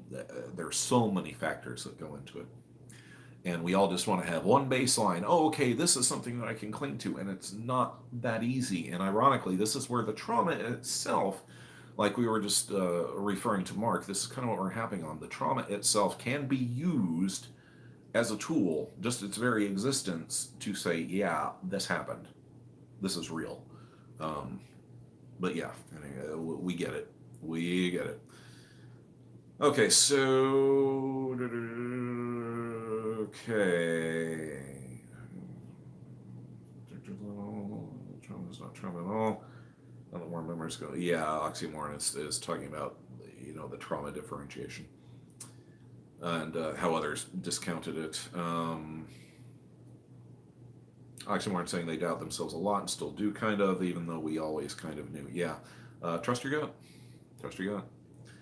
Jux is saying that's very normal. I used to believe I had not been physically abused, so I couldn't be traumatized. When I tell people my life, they frequently cry with me. No, you were physically abused. That's trauma, bro.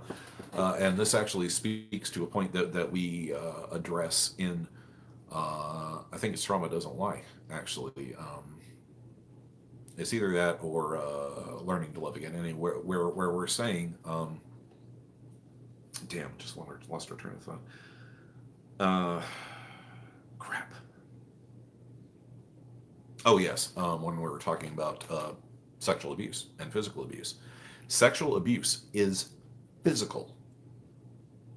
You're being abused physically as well as sexually. Just because you're not being beaten about the face or punched in the mouth, that doesn't mean that it's not physical. Someone else is abusing you physically.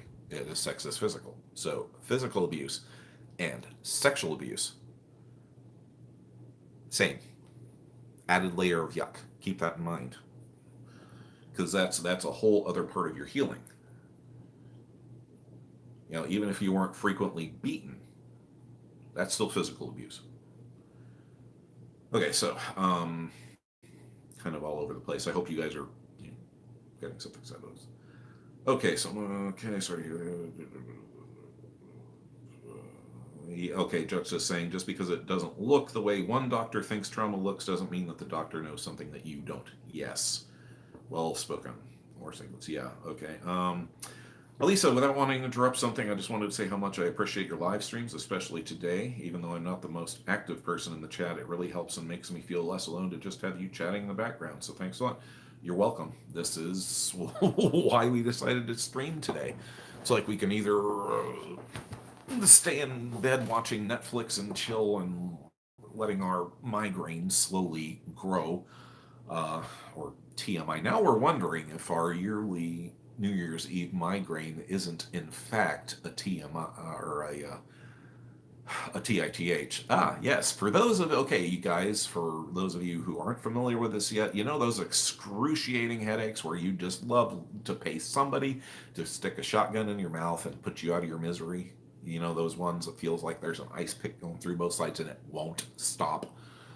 Those are called TITH, Transitional Interpersonality Thunderclap Headaches. Yes, they actually have a name, and these are caused by the vascular or blood pressure changes in your brain when you switch, particularly when you hard switch or rapid switch. Every time that a new alter comes in or out, the blood pressure changes, and those sudden and rapid increases and decreases, that's what's causing the headaches. TITH, transitional interpersonality thunderclap headaches. These are not to be trifled with. If you push against these, there is a risk that you could cause some damage. So this is your canary in the coal mine warning that you need to stop and self-care immediately. I mean, admittedly, it's a remote chance that you're going to throw a clot or something like that, but according to our therapist, and we do believe her because she would always make us self-care for the rest of the day. And she's like, she told us flat out once, don't push. Do not push. This is your warning sign. So we believe her because she one of the reasons we valued her was she was just straight up. This is what it is. This is how it is. I'm not going to blow smoke up your ass. So we believe her. But yeah, they're vicious. So if you didn't know that they weren't a thing and had a real name, now you do. You can thank Data for that one. He dug it up somewhere in some technical research paper. Sheesh. But at least they have a name. So yeah, ibuprofen. That's a reason why ibuprofen is part of our grounding box. Okay. Where were we? But yeah, Elisa, you're welcome. You're welcome. Absolutely. We figured there's going to be more you folks out there. So.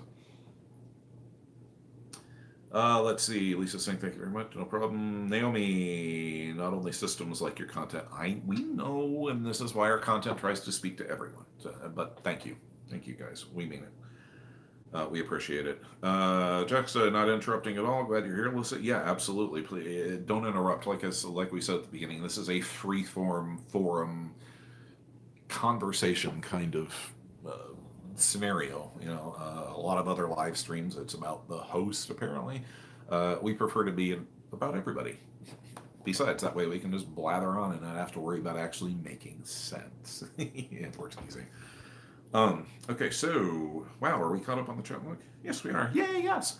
All right, so, who's got questions? Speaking of those questions, do any of you have questions for us? Mark, you got anything that you want to know, want our experience on? Feel free to jot it down. As we said, we are not shy. Those of us who are long-term viewers, you know that we don't shy away from the hard stuff. So if you got something you want to know, you want to ask, feel free. If we're not comfortable, we'll tell you straight up, yeah, we're not going to answer that, sorry. But there really hasn't been any of that thus far. Oh, no, the rain stopped. Shoot. Maybe it'll come back. Hope so. Okay, while we're waiting for more questions or whatnot, we'll flee in on, well, I guess just in general, really. First, we want to thank you guys for helping, to spread the word, let the channel grow. The past year, we've really seen a lot of growth. It's great. We hit over 1,000 subs. I think this morning we're just hanging shy of 1,400. I think we're 1,370 something. I don't know. We've picked up like 30 subs in the past week or two, and it's like, where are all of you people coming from? Not that we mind, but yeah, so that's been great. We're glad that we're able to get content out there that speaks to you guys, that's proving to be of use, and not just, little sound bites. I mean, I know that our heavy episodes, our factual ones, are a lot longer. We appreciate you guys sitting through them. We would break them up into smaller sections, but unfortunately that kind of ruins the thread of information. And here's another stupid Russian bot. Goodbye. Okay, more chats. Okay, Juxta wants to know, what do you do when you're trapped in rumination? I've been using distraction. Any other tips? That's a hard one, because this is one that what you call rumination is essentially dissociation. And we do it naturally. We've been doing it in our entire life and didn't even realize it. If we take our attention off of whatever it is that we're doing, and just let our minds wander for a split second, we're off deep in a conversation over here, or we're somebody's pushing a piece of trauma at us, or a connection, or something like that, or it's the chatter never stops. You guys have seen our videos. We are co-con 100% of the time, basically, and it's exhausting. So it can be very much a fight. It's tough to stop that spin. It's been very tough for us, particularly with data, because he wants to pick everything apart to the nth degree, because it's just how he works. Everything is a piece of data that goes into the data set, which goes into his predictive patterning file, and all these little things add up, and this is how he keeps us safe.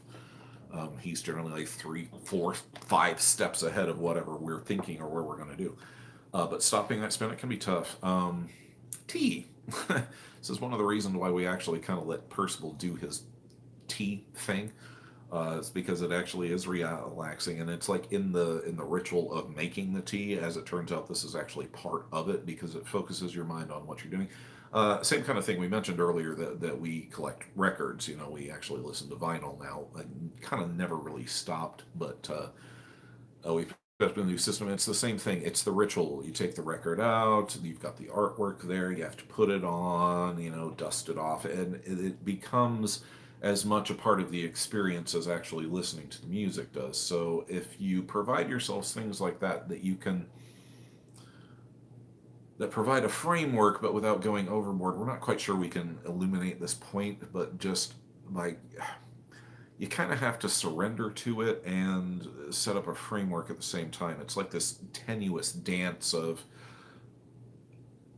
getting the brain to show. I'm not sure that we're able to close in on this point, because this is something that we struggle with all the time ourselves. So hopefully some of what we just blathered will prove to be useful to you, Juxta. Maybe somebody else here has some tips. Hopefully. Okay, Oxy's going to fetch some more coffee. Go for it. Lisa, hello. Good to see you. You made it into the stream. Let's see here. Another Russian bot sending porn channels. Another one got rid of. That's what, the third that we've banned so far? Naomi, hope it's not rude to ask, but how is Rosemarie? She's okay. Rosemarie's functions, as it were, as a protector, have kind of altered or morphed forms, because she was directly responsible for keeping the littles, Christopher primarily, shielded, safe, and then Arielana set up the glade for them, and since that time, Rosemarie has kind of stepped back from the littles and is more forming a protector role for the rest of us. However, she's also a tremendous nag. Her thing is cooking and cleaning and housework and whatnot, but we're not talking about just normal picking up. We're talking about like 1940s level, in the corner of hands and knees on the floor, scrubbing out with a toothbrush, or scraping the crap out of the bottom of the stove, and it's 4 hours later, and our hands are literally bleeding because she's been cleaning and we can't stop her. We've literally had to have our family members stop us, because we get caught in this loop and we can't stop. And she just merrily rolls along, so we've had to do that, but she nagged all the time. It's like, oh, you should pick that up, wipe that up, don't put that on. If you've seen the DID, you know. But so she's kind of, she wanted to do a holiday meal type of an episode thing with tipping cooks, or tipping cooks. Yes, we're going to tip cooks. Cooking tips. But it just, it didn't work out. It would have required too much work, and we already had too many irons in the fire. So hopefully, maybe next year.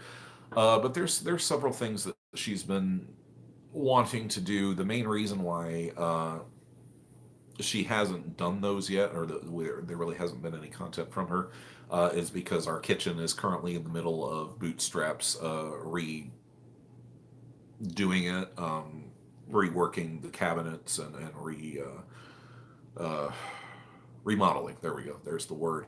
And until it gets done, she really doesn't like to show our messy, halfway remodeled kitchen at all. And Bootstraps has been working hard on the cabinetry to get that done, but she wants everything to be just so in her kitchen before she starts doing anything regular. But we have had a couple of folks ask for quick bids on like just cooking, cleaning tips. So we're kind of ruminating on that. She's kicking that over, coming up with a few ideas, but it was just it's basically time frame. It's got a notification pop up. So yeah, she's all right though. Just as she sits there and she nags and she's a mother hen, it's what she does, and we love her for it, but it can get a little annoying at times. So no, she's okay. Just hasn't.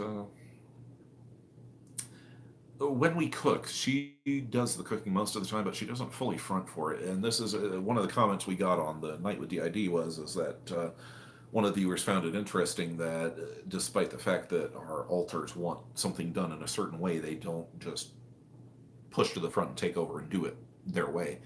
The reason for this, and we're kind of a little different than most systems, we grew up together. We always heard each other in our heads, but we always thought everybody had voices and friends in your head that you talk to and argue with. Not so much no. So we've gotten used to co-blending, as it were, and working towards the front. It's more of like the passive active influence thing from the mid attention level, or whatever you want to call it in the headspace. So we've learned to operate. Actually, Entropy System did a fascinating video on this where she was talking about other alters impersonating you, and it turns out that we've been doing that basically all our lives, and it's only now that we're coming to realize, okay, who was up front at what particular point in time, because for us the delineations a lot of the time, unless we do a hard switch or like front deliberately turn over the reins like for Percival when he's doing the little stories or the things. We kind of manage things co-blended, except like for poor Bootstraps, who none of us want to work on the plumbing with him, so we kind of leave him to that himself. It's no wonder he's a little pissed. We can't blame him. So we kind of run things on a rotating-ish basis. We don't have a lot of real friction that way. It works, but now we're having to separate who does what and who's responsible for what and who is thinking, who is actually at the front at the point in time. Because sometimes we're not even sure until all of a sudden we catch ourselves and it's like, oh, okay. So yeah. Hope that answers your question. So she's there, she's doing well, just hasn't. There's only this one body and so much time, and there's so many of us, and we're trying to work more time like for the littles, but they get short shrift, unfortunately. And we're trying to be better about that. So yeah, it's just one body and time and too many alters. So yeah, okay. Off-grid Grandma, I'd like to apologize for not being active in the chat. I'm available if called out. The scrolling text makes me ill at times. No problem, Off-grid Grandma. Not at all. Don't worry about it. Just listen to the audio if you want. Participation is not required, guys. You want to leave us on and fall asleep to us? Be our guest. You're not going to offend us in any way, shape, or form.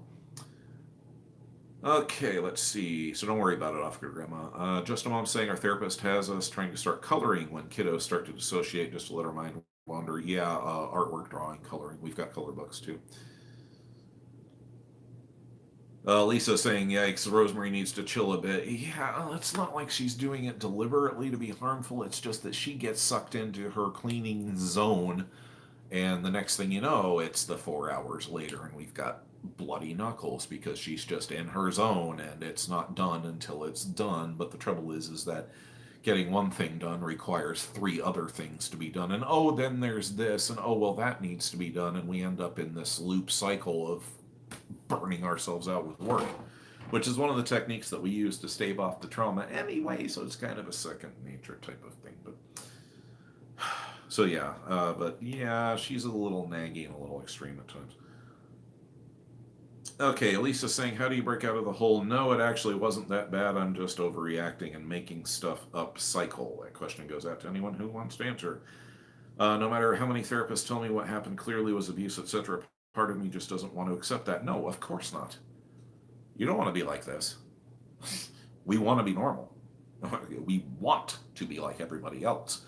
And this is where it comes down to, again, if you haven't watch Trauma Doesn't Lie, part 2 of our Denying DID series, we go into this, exactly into this, and how to keep yourself from falling into that denial.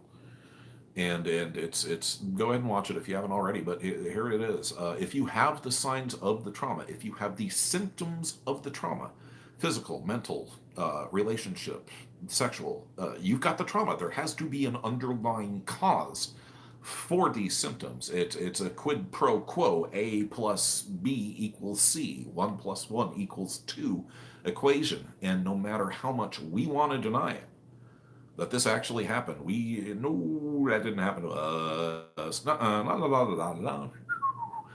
it's still going to be there. Trauma doesn't care. Trauma doesn't lie, and it also doesn't care how many rings we want to run around in our heads trying to deny it. It's there. The symptoms are there. And you can use that unfortunate fact as a bulwark against that doubt and against that denial.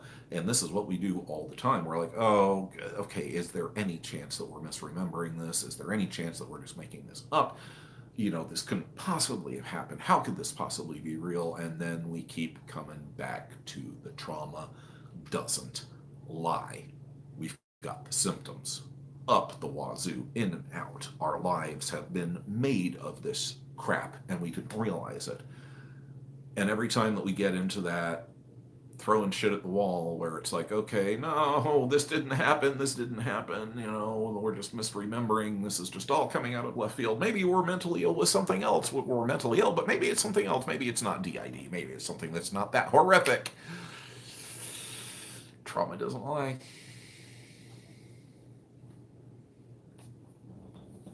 Yeah. But breaking that chain of denial is tough. It's tough because it's not only is it a natural mental thing that we do as humans, but it's also part of the trauma and the guilt, blame, shame, secrecy cycle. Because your abusers don't want you aware of this. They don't want you to break the control in the cycle of guilt, blame, shame. So yeah, that's how we break it out. Some other folks might have some tips. But yeah, no, it's perfectly natural, Elisa, if that part of you doesn't want to accept it. You're human. Oxy's saying they're still in it sometimes. Yeah, absolutely. Juxta, I talk to people about things. I wrote everything down and let people read it. Their reactions remove my doubts. People feel for me and with me. Yeah, exactly. Yeah. Reaching out and taking that first step and realizing that, hey, there's something going on here and I'm not in control of it. That's a huge first step. So props to everybody who has done or is thinking of doing that. But don't measure yourself by another person or another system's progress or trauma or systems. This is why we don't believe in comparative trauma. Oh, we get, oh, your trauma was so bad, we feel so sorry for you. You know, it's like, my trauma wasn't that bad. It's like, yeah, stop right there. Okay, stop right there. Trauma is trauma.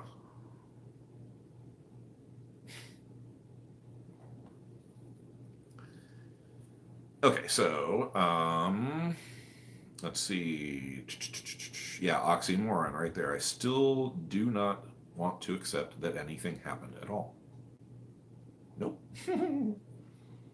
It's much more comfortable to live in that nice, comfortable rut where you don't have to pay attention to it, and you're nice and safe in your little reality and your perceptions and your nice, safe, comfortable little box that you're suffocating in, that you're looking out of, and you're seeing everybody else being happy and socializing and having a good time, and you're wondering, why can't I have that too? What is wrong with me that even when I'm out doing these things, I don't feel happy? Why? It's because you have a lifetime of trauma that you're trying to overcome that is rewritten in your entire nervous system. Cut yourself some slack. But yeah, that's why. We don't want to believe this.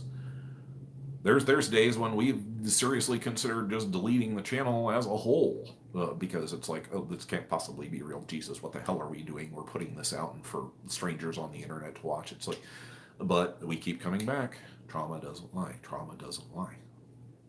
You can't argue with that. It's the one thing that we found that we just, no matter how many times we butt our heads up against that brick wall, it's still a brick wall. Anyway, so, okay. Lots of comments. Let's get back to that. Okay, let's see. Naomi's also asking, also, please don't take it badly. Are you doing okay? I assume you're directing that at us. We're all right. It's ups and downs. We're doing better this year with the holidays now that we're finally learning what is a trauma reaction and what is not a trauma reaction. That's okay, Roses. Don't worry about it. We've already said that you guys are probably just, out having a great day. Don't worry about it. You're not required. Of course, I'm talking to you, assuming that you're here. I can't do the Instagram pop-ups of this at the same time. So don't worry about it, Roses. But if you're popping in, great. Yes, hello. Good to see you.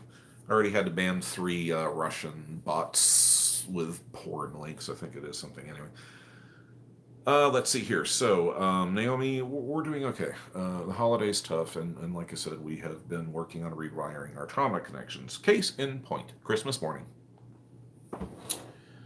We've been doing it really well. The week up to, we had been doing a lot of self-care, just taking it slow, taking it relax, trying to watch our behaviors and our patterns and whatnot. And we got up in the morning, we were having a really good morning. We were happy and we were on course and everything and glad. And it's like, oh, wow, man, it's like, we're doing really great here. And then we went and asked our wife something about the timing of when to put the ham in versus the sides that she was doing later, and for whatever. And we don't even know how it happened. We don't even really remember exactly what happened, other than all of a sudden we're out back, sitting on a chair, going just angry and fun and blah, and wanting to escalate the situation. And all of a sudden it hit us. Wait, this feels familiar. This toxic feeling feels familiar. Where have we felt this before? And then it smacked us full in the face. This is exactly how we felt every Christmas or every holiday when we were growing up. This was exactly the type of environment that we lived in. And here we are, subconsciously trying to recreate it. We were trying to, and this was something that one of the last things that our therapist taught us before she said, can't help you anymore, was that when those trauma patterns become ingrained, you will subconsciously try to replicate that environment. And in our case, literally pick a fight in order to have that confrontation and then the release afterwards, and then you can go on and enjoy the rest of the day because the trauma, the boot has dropped. We just dropped it ourselves. And so once we had this realization and smacked ourselves upside the head a few times and then tried to go, okay, now the trick that we've had this realization is, rather than escalating and trying to withdraw, which is the natural reaction, we're going to go in there and we're going to talk to our wife and tell her what we're experiencing and what the realization we just had, and move forward. Now, okay, we made the realization this is a trauma reaction. Why are we doing this? Okay, we did this because our stepfather and egg donor made the home environment a toxic hell, particularly on holidays when it was just like a laser lens got focused on it because everybody was at home and there was no respite. And here we are, because our body and our nervous system and our reactions have become accustomed to that toxic environment. Here we are seeking unconsciously to recreate it through our actions, which was why we had started that argument. And after we came in and told her, look, we're sorry, we are having a trauma reaction, we don't know why this just happened, we're not even sure what just happened, it sounds really stupid. And she was like, it's okay, because she started to get very frustrated and angry with us about midway through. And she's like, I realized about halfway through that you were having a trauma reaction, but I was trying to figure out a way to tell you. So, so it's like, and we hugged and we cried, because of course by that point the EPs have taken over and shoved the ANPs, off to the side, and we're standing there in tears. And it's just like, we're overcome with guilt and sadness, because it's like, it's not fair. It's not fair. We can't help this. It's literally been burned into our brains that these patterns, we can be aware of them, we can lessen them, but it's still going to be there every damn time. So now every damn Christmas, we're going to have to be watching ourselves for these patterns and rewiring and reworking these trauma-based reactions. But as bad as that may sound, this is substantial progress to where we were. At least now we're aware of the fact that we're doing this, why we're doing it, and now we're able to identify those and then move on to change it and produce a non trauma-based reaction, which is what we've been working on hardcore basically this whole year, or at least since our therapist up in still using the tools, still kicking on there, still trying to find a therapist, but not having a whole hell of a lot. So yeah, there's a case in point for those associations that get hardwired. So yeah. Sorry, got off on that, but yeah. So Naomi, we're doing okay. That's where we're at. Long answer to a short question. We did it. Hi guys, welcome. Don't worry about being late. Hope everybody's well. Doing pretty good. Yeah, we're glad that you made it. Juxta saying denial is a very common tool. If it's functional, it's okay to lean on it sometimes, but if you're not feeling functional, then it's gone on too long or gone too far. Yeah, exactly. Lisa says thanks, people. No problem. Just a mom. Oxymoron. No one wants to accept what the trauma is that you went through was god awful, but accepting trauma is the start to healing. Yeah, absolutely. We're catching. You got some comments going back and forth. We're coming out. Mark saying that they're a mild control freak with the ASD, so I'm having trouble letting go to let my alters express themselves freely. Any tips? Yeah, it's scary as hell. That's freaky. We still struggle with this every time that somebody fronts with it. There is that niggling feeling at the back of your mind that they're not going to let go. That you're just going to vanish, that you're going to disappear. It's like, what the hell does happen to me when Percival is fronting, or because I'm responsible for the editing. He'll do the recording and stuff. Okay, there we go. I don't know why it just said reconnecting. Wigged out there for a second. Anyway, but he'll do the recording. I do the editing later, and when I'm doing the editing, it's like watching. I have no memory of what the hell it's like. It's like I'll be editing halfway through, and I'll get frustrated at him because he has to do retake after retake after retake, and it's like, oh, dude, come on, you're killing me here. But he'll say stuff, and I'll be there just belly laughing at some of the stuff that he says. But it's like I have no memory of this whatsoever. So yeah, learning to surrender that control is tough, particularly for a control freak. Guilty. Which of course in itself is a trauma reaction because we're seeking control over our environment now that we did not have then when we're not looking to replicate the same toxic environment. Actually, it's kind of funny, but the direct example was when we first went in and with our trauma therapist, and the first time that we ever met with her after avoiding her for 3 months at the recommendation of our previous therapist, passive influence there, the first interview we sat down and we had a pen and our cell phone and our wallet and our car keys, and as we sit down we're putting them out on the table and we're arranging them in exact positions. And we do this, we have this thing where things have to be equal and they have to be spaced just so everything has to be equal. And she watched us do this, and she we're laying them out very carefully, and she looks at us and she says, what's this about? And we just looked up at her and said, well, if we had to guess, it's probably an external manifestation of our need to control our environment when we're in an unfamiliar and scary situation. And she leaned back in her chair and looked at us, and that was basically when it's like the she knew what she was dealing with, and then her response, it's like, okay, time to drop the shit now. It's like this one's got a brain.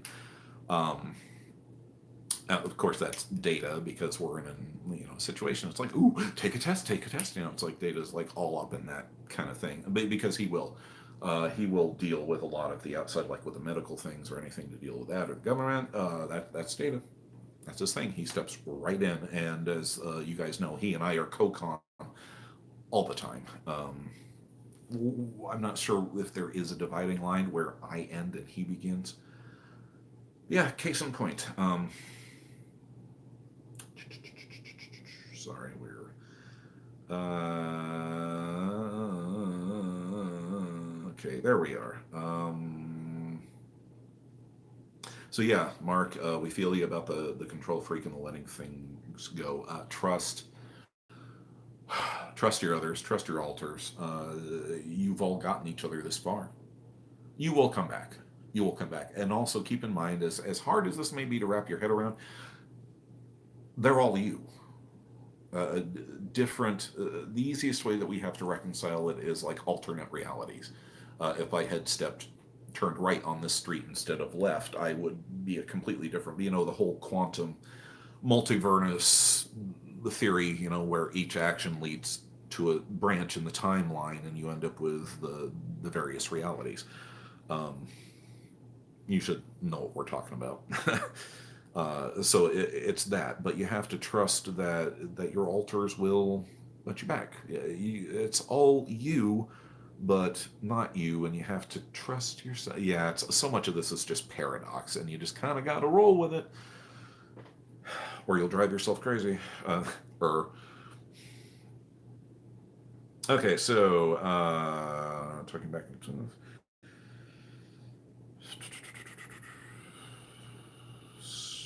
Sorry, we're trying to catch up here. Yeah, Judge is saying I would advise on deciding a tool you want to try, then accept you're going to be uncomfortable. Don't expect it to work right away. Just let yourself vent out how stupid it all feels. Yeah, absolutely. Lisa's saying I used to cry myself asleep wanting to be normal. Still do sometimes. Yeah. So do we. It's an ache and a longing at the very pit of your soul, because you know that you, for whatever reason, you are forever on the outside looking in, and you want it. You want it so bad. You want to be just like everybody else. You want to have that warmth and that merriness, and to be able to just laugh at the drop of a hat and have a great time, and not be looking over your shoulder, constantly wondering whether the next stranger standing behind you in the grocery store is going to grab you and abuse you, or somebody who gets too close, or a guy who's bigger than you are, and all of a sudden you find yourself with your back against the grocery store shelves, hyperventilating.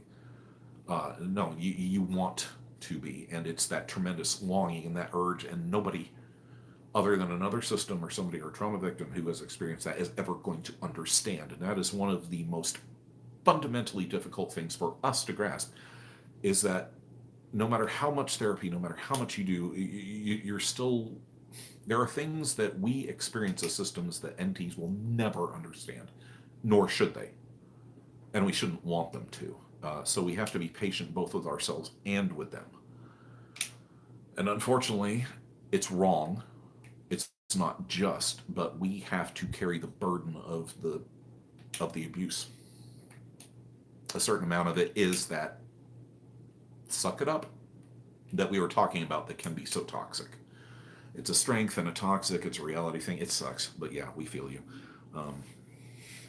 So yeah, we correct you. It hurts.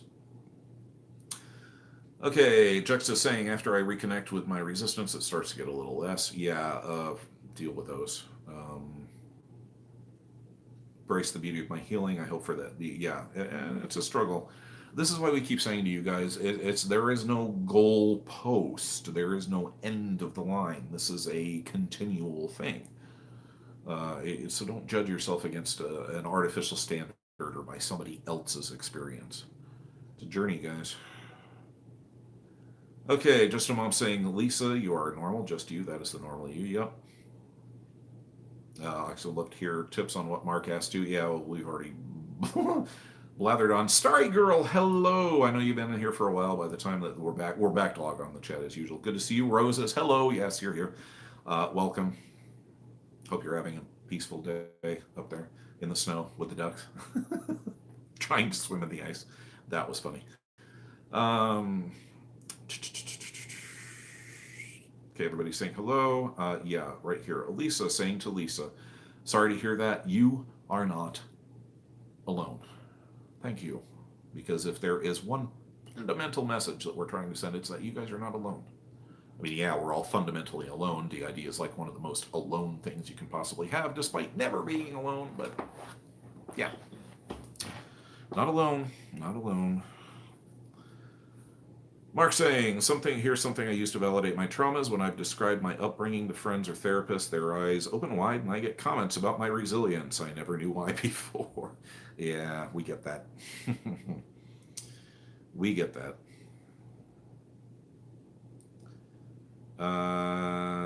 Starting night, something like that sort of stuff. Okay, I'm not sure what you're talking about there, Just a Mom, with the song stuck in your head. Let's see here. Yeah, here, exactly. Juxta is replying to Mark. Yeah, Mark, when people are shocked, when they ask how you made it this far, they tell you you're resilient. It's a sign that you're a frog in the boiling pot. You're just used to it. Yeah, exactly. Really good metaphor there. For some reason, my therapist's reaction never convinced me, but friends and family crying with me ended me feeling like I hadn't been traumatized. Yeah, we get you there too, because it's like there's always in the back of your mind, yeah, well, this is a professional who's paid to tell me these things. Are they just soft pedaling me? Are they just feeding me BS? Are they blowing smoke up my butt? This was the reason why we valued our last therapist so much, because she was just straight up, right to the point. No fluff, no stuff, just here's where it's at. And that's exactly what we need. Don't soft pedal us, don't blow smoke, because data is just gonna see right through you, and respect is gonna go. Just give it to us straight up. Because we were lied to our entire lives. Our whole upbringing was lies and control and gaslighting. So we have a very low tolerance for liars of any shape or kind. Just be straight up. So yeah, we get that juxta. Mark saying, speaking of spouses, I'm tremendously thankful for my husband who's been supporting me through this DID and ACE, adverse childhood experiences, trauma processing. Yeah, having a partner who is supportive it makes all the difference in the world. And ours has been so loving and so understanding and so ever lovingly patient. We're just going to stop that line of thought right there, because that can lead to some dark thought processes on we start to slip into the guilt, blame, shame spiral of, oh my God, if we'd realized, we would never ask anybody to go through this. It's like we can only imagine what goes through her head the first time that Christopher switched in, and all of a sudden her 48-year-old husband is a 3-year-old boy cowering underneath the table. Yeah, I mean, that amount of dedication and that amount of love is just baffling, and is worth more than we could ever possibly express. And sometimes we just simply can't express it because there's just no words, because we're not familiar with it. We are not accustomed to the type of relationship and love that we have had with her, because it's like dropping us in the middle of an alien planet and saying, go kid, because everything was lies and manipulation and gaslighting and backstabbing and self-interest. Nobody ever does anything nice for you unless there's a price attached or they want something from you later, no matter what it is. And with her, there's none of these things. She just doesn't react over the board like that. She's a very peaceful person, and that drove us absolutely up the wall, because we were not used to that, and we're still not. But we've had to come to realize that is our perceptions, and it's been a hard realization, because there have been emotionally abusive behaviors that we have displayed, which is part of the trauma patterning and the trauma bonding, but that doesn't excuse us from that. And it took us a while to not admit to it, but to realize it, to have that veil go, whoop, oh shit, we're replicating exactly what was done to us. So yeah, we feel you, Mark. Having a patient partner is so invaluable, and we're so grateful to ours. Our wife is the best. So we're glad that you've got somebody that's also supportive. Okay, so yeah, let's see here. Rosa is saying supportive spouses are a key part of being able to safely heal in adulthood. Yep, exactly. Mark, he bought Christmas presents for all my altars. That is great. That shows that they get it right there. Excuse us. Yeah, we basically told our family, don't buy presents for us, buy them for the littles, because they're going to appreciate more. But now, of course, we've got like all but one toy that we want to replace, and yeah, we need to kind of let them out so they can play with this stuff. But Susie scares the shit out of us right now, so we're working on that. But that's great.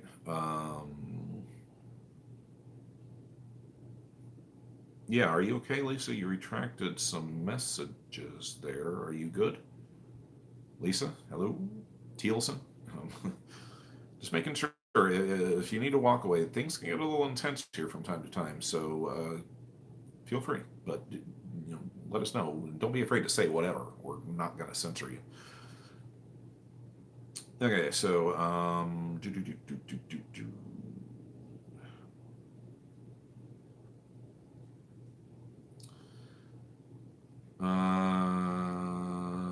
okay. Oxymoron saying, "Wow, we have to. I think we have to think about our reactions on holidays now. That might be an explanation for some things." Yeah, you're talking about the, recreating the abusive environment. Yeah, that one smacked us in the face hardcore. It's like, oh, why does this feel so familiar? Oh, yeah. Oh, crap. Okay, what do we do now? Yeah. Oh, we feel that. Also anxious. Mark saying he's also anxious about watching myself not act like myself. Yeah, that's freaky. We still have troubles with that. Particularly with the lady altars. Unfortunately, we live in a state where going out as one of the ladies dressed like that would not be conducive to our safety. But we do try to let them do that here at the house. But yeah, that's an issue that we struggle with, Mark. So we feel you there. That's going to be a tough row to hoe. Um, it's weird. It's really weird. Uh, yeah. If you're going to go videotape yourself when you switch, or just to see, just be prepared. It's going to weird you out big when you rewatch. Yeah. Warning. So yeah, let's see. Naomi is saying, and a reminder for whoever wants and needs it, each and every one of you is valid, strong, loved enough, and deserving of respect and compassion. Don't forget that self-care should always come first. Yes, absolutely, 100,000% agree. Okay, yeah, Roses is talking to Mark about exactly that. Yeah. Let's see here. We did it. Going to bed now. We DID. Yes, go get some sleep. 10 p.m. in England. Wish all of you the very best for 2022. Yeah, that's for sure. Let's all hope that we have a much better year worldwide. Sending love, hugs, and positive vibes to you all. Thank you very much. We did it. Happy New Year. Get some rest. Be peaceful. Self-care. Okay, Mark's saying very good point. In fact, I already find that my alters are really parts of myself, but it's such a mind f. Yeah, bro, you're just at the beginning of that. Your mind is going to turn yourself. Is going to turn. You're going to. Okay, remember in Willow when he's saying you must unlearn everything that you've learned. Yeah, hardcore. The rug just got pulled out from underneath your reality, bro. Give yourself some time to catch your breath. Let's see. So, roses. Yeah. Oh, they got more snow, and then the ducks are refusing to leave their shed or even come out to pen here. Like that video that we sent you on Instagram, where enjoy this video of ducks changing their mind, and you see them going out in the snow, and then it's like a split second later they go back inside. It's like nope. That one's hilarious. Yeah, whereas I was saying, it's brought home to me just how effed my childhood was when I was shocked that certain scenes in a certain video game, including family trauma, was not about a screaming abusive father. Yeah, Mark saying my intolerance for liars is from ASD. It's rigid thinking and rule following combined. Yeah, you're dead on accurate there. Uh-huh. I know exactly what you're saying. I am in awe of the closeness that my 4-year-old girl has with my husband. I can't tolerate that level of closeness myself. Yeah, and that's tough. Unfortunately, those of us who were denied that in our formative years by emotionally neglectful or emotionally abusive or physically abusive parents, and generally the sexual abuse goes along with physical and emotional. Doesn't always, but it's almost always the triple threat there. And so we learn to shut ourselves off from our own safety. It is dangerous to trust others. It is dangerous to feel, and it can be a trap. And this touches on that inner pain that sits at the gut of us, and that we have to work through. We want that, but we're afraid, and sometimes we just simply can't do it. We would love to be more affectionate with our wife, um, and I mean we are, but it's we mean naturally, or with just anybody. Somebody gets within 3 feet of us, and we immediately get the startled colt. We shy, we freeze, we go up, we go stiff because we're waiting for that blow, that kick, that grab, that what goes from there. And even though we want it, we can't help it because the programming kicks in, the reactions kick in, and you can't help it. But it doesn't stop you from looking at others and going, God, I wish I had that. But that's part of it, and we just simply have to do the best with what we've got. And this is where a lot of anger at your abusers can come from, and it can stifle you and really hurt you if you let it. It's okay to be angry. That's perfectly valid. That's a valid response. But yeah, you know where I'm going here. But we feel you. We feel you. Bittersweet thing for sure. Starry Girl, yeah, holidays have resulted in dissociating and isolating and switching because I can't handle being around certain family members. Speaking of that, okay, Lisa Thielson is saying, have a good night all. Thank you for joining in, Lisa. Pop in again anytime. Participation not required, but thank you for doing so this time. We're glad to see you. Take care. Self-care. Happy New Year. Hang on, Starry Girl. Okay, Mark's saying when they first discovered their alters, they made a video of all of us. I was sure that I would think I was faking, but instead the video convinced me. Cool. Now Mark's like, I need you as my DID guru. Oh, I'm not a guru, man. We're just another effed up system muddling our way through it. But we speak plainly, and we don't cut a lot of crap. It's just it's who we are. We're straight up. It's what you see is what you get. There's no hidden motivations or anything here. It's we are what we appear to be. And this is one of the things that we've been very careful with on the channel, and we repeat endlessly. We are not experts. We may have a lot of knowledge. We may speak with a lot of conviction, but we're not experts. We don't have that perspective. We do not have that training. We are not health professionals. We cannot diagnose. We are one effed up, mentally ill system trying to get our way through. So we appreciate the compliments, but man, don't. we get you though. We feel the camaraderie, and yeah, we're glad. That's why we made the channel. But yeah, for God's sakes, guys, any of you out there, younger systems or NTs or anything, just don't take what we say as the golden truth, because we ain't. We're not all that in a bag of chips. No, Okay, we promise we'll never do that. So yeah, and we do kind of repeat that, but it's for that reason, because we know that, particularly because we were in the same spot. Oh my God, I have DID. I can't find anything about this. Let's go on YouTube and see if anybody else has any experience or perspective on this. Yeah, natural, totally natural. But you gotta watch it. So anyway.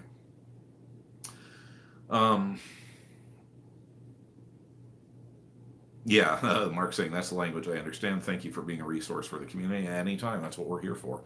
What the hell good does it do for us to go through this journey and keep it all to ourselves? We just figured, hey, there's got to be somebody out there just as damn confused as we are, and we seem to have a unique point of view, so let's get it out there. What the hell? And to be honest, the channel kind of has been a form of therapy for us, and our therapist was actually really proud of us that we just, right after our diagnosis, get out there and just start telling our story to the world at large. But and this is one of the things that we feel strongly about, and it's also part of the silencing from your abusers. It's all about control. It's about keeping you down. It's about keeping that there is no outside perspective, because they will do everything they can to keep you within their power.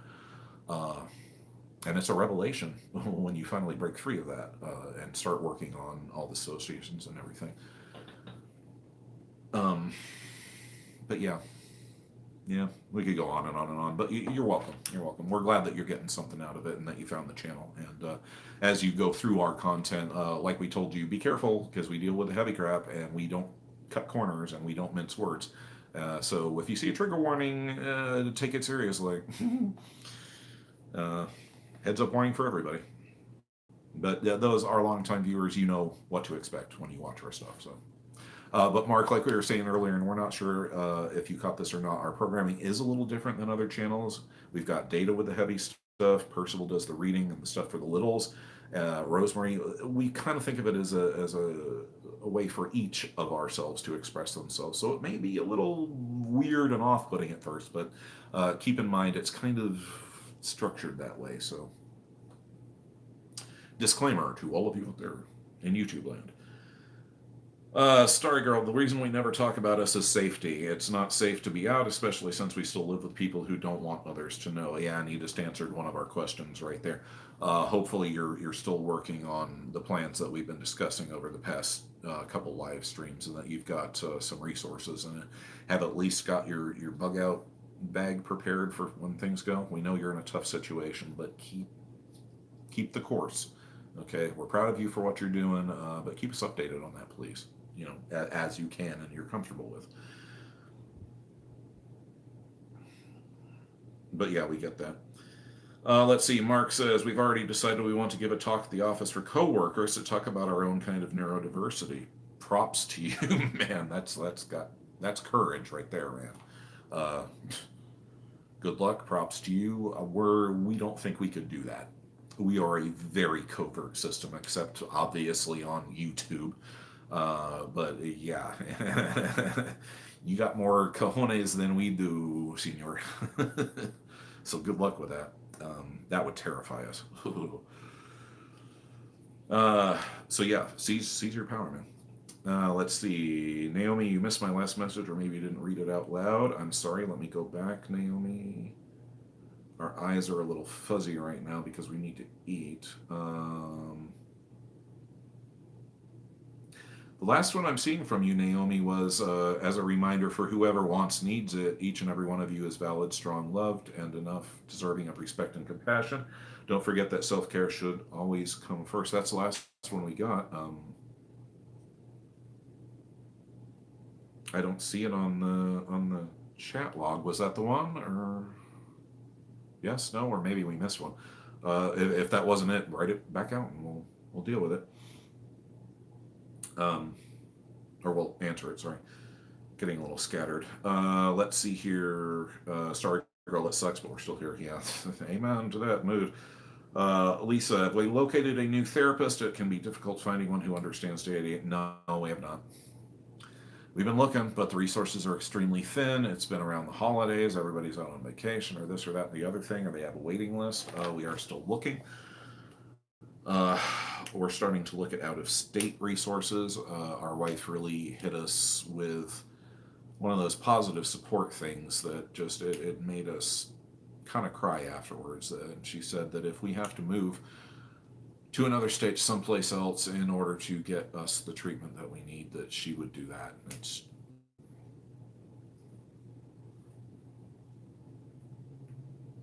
It meant a lot.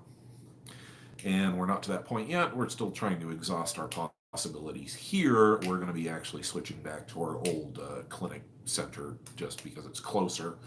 And even if we can just have some basic therapy to have somebody to talk to, then we're going to try to do that. But with our current clinic and the resources that we've been able to find, we're not having much luck. So it's been a okay system. Suck it up. It's time for us to practice our tools. And ultimately, it comes down to that. We're going to have to live with ourselves, by ourselves, with our family. But we are responsible for dealing with our condition. And but it's good to know that we have her support and that she'd be willing to do that. It meant a lot. Not to that point quite yet, but at least now we know that that's an option on the table, which also absolutely terrifies us because systems are tied to physical places, home. We like things just so and neat and orderly, and change freaks us right the hell out, or at least it does for us. So yeah.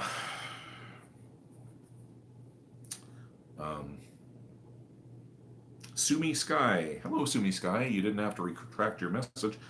Feel free to ask anything. Starry Girl saying, yeah, it's been slow and emotionally painful having to wait, but the plan is still in place. Good. Don't abandon it. Keep up on it, and keep us posted, please, because we care about you. Want to make sure that you get out of that situation safely. So yeah. Let's see. Sumi, yeah, they retract the message. Okay, Rosa is saying, welcome to the... Now I, the patient, have to educate a normie therapist about what DID is and how to treat it. Club, it sucks. Here's your sweater. Yeah. Yeah, that's the main problem that we're running across. Oh, do you have free therapists? Yes, absolutely. Okay, do you have therapists that deal with sexual trauma? Oh, yeah, we've got sexual support groups. Do you have therapists that deal with childhood sexual abuse trauma? Do you have therapists who know what DID is and how to deal with that? Yeah, we always get the deer in the headlights look at that point, and it's just like, this is why some of us are still so irritated, our last therapist, for letting us know that she felt that she couldn't help us anymore. She did give us the caveat that after 2 years, if we still, needed, that she would take us back. And we know that she had good, valid reasons, and we think that part of it might have been to push us into the, okay, start using the tools and start being more self-reliant on ourselves and make growth and not be so reliant on the therapy. But then again, it also could have been, oh my God, this guy has so much trauma that I'm getting burned out on it, and it just seems to be never ending, and I feel like I'm not making any headway, and I'm burning myself out, and I can't help him the way that I should, so I have to step away for not only his health, but mine. So we know that there was a lot to go into that decision, as inconvenient and irritating as it may be for us, and we did not take it gracefully. We tried. We had an agreement, or I thought that we did, that the last session that we did was going to be nice and pleasant. We were going to, but that's not how it happened. Oh my God, Mimi came out. It threw us into such an uproar, and Mimi was pissed. Oh my God, she was pissed. She's still pissed, but coming to terms with it now. But we trust our therapist. She always did right by us. She always gave us just the unvarnished straight up. So we know that she must have had good reasons for doing so. And we trust her on that. So yeah, still pissed, irritated, inconvenienced, but accepting and understanding that no doubt she knows exactly what she was doing and had good reasons for doing it. We trust her. She did a lot for us. Actually, that was the last thing that she was trying to do, was convince us of how far that we've come and how much growth that we've had. But we weren't hearing it. We were still in the, you're leaving us, what the fuck? You can still do all of this good for us, and you're cutting out midstream, and lash out, anger, abandonment, and just the whole reactive attachment disorder. And it's just, we dealt with it badly, and we feel badly about it now. But the AMPs were not able to data couldn't keep us under control for that one. Valid feelings, but bad execution on our part. But onwards and upwards, yes. Mark says, I'm so lucky the universe dropped a therapist with years of experience with trauma and DID onto my lap last week. Congrats. That's exactly what happened. We got lucky because we found her pretty much right off the bat. And it's the same situation. She's one of a handful of therapists in the entire state, and I mean a handful, that deals with it. So we got lucky, and we've come a long way. We still have, it's a never-ending slog, but she did a lot for us, and we're appreciative. A lot of us are still pissed, but yeah, so cherish that, and yeah, for sure. We're happy for you, Mark. Take advantage of it.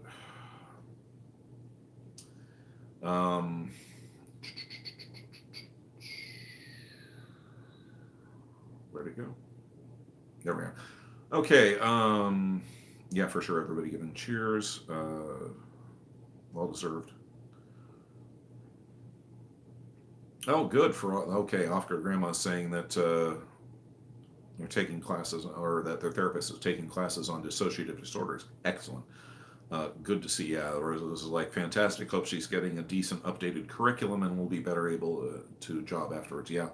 Um, yeah, agreed. Yeah, we need more advocates out there. And finally, as some of the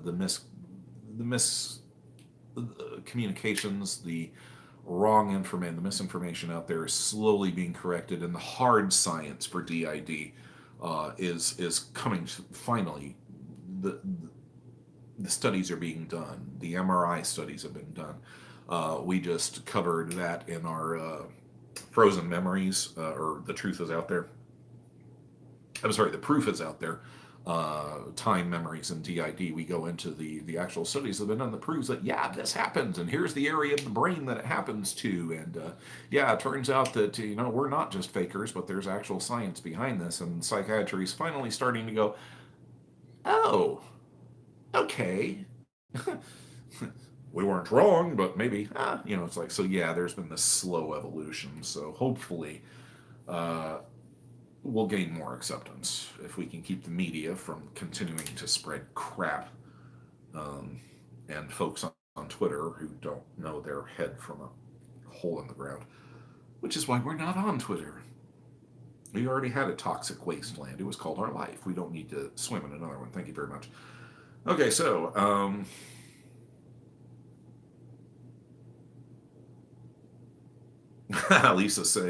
Lisa Brower says, Mimi makes me smile. Is that weird? No.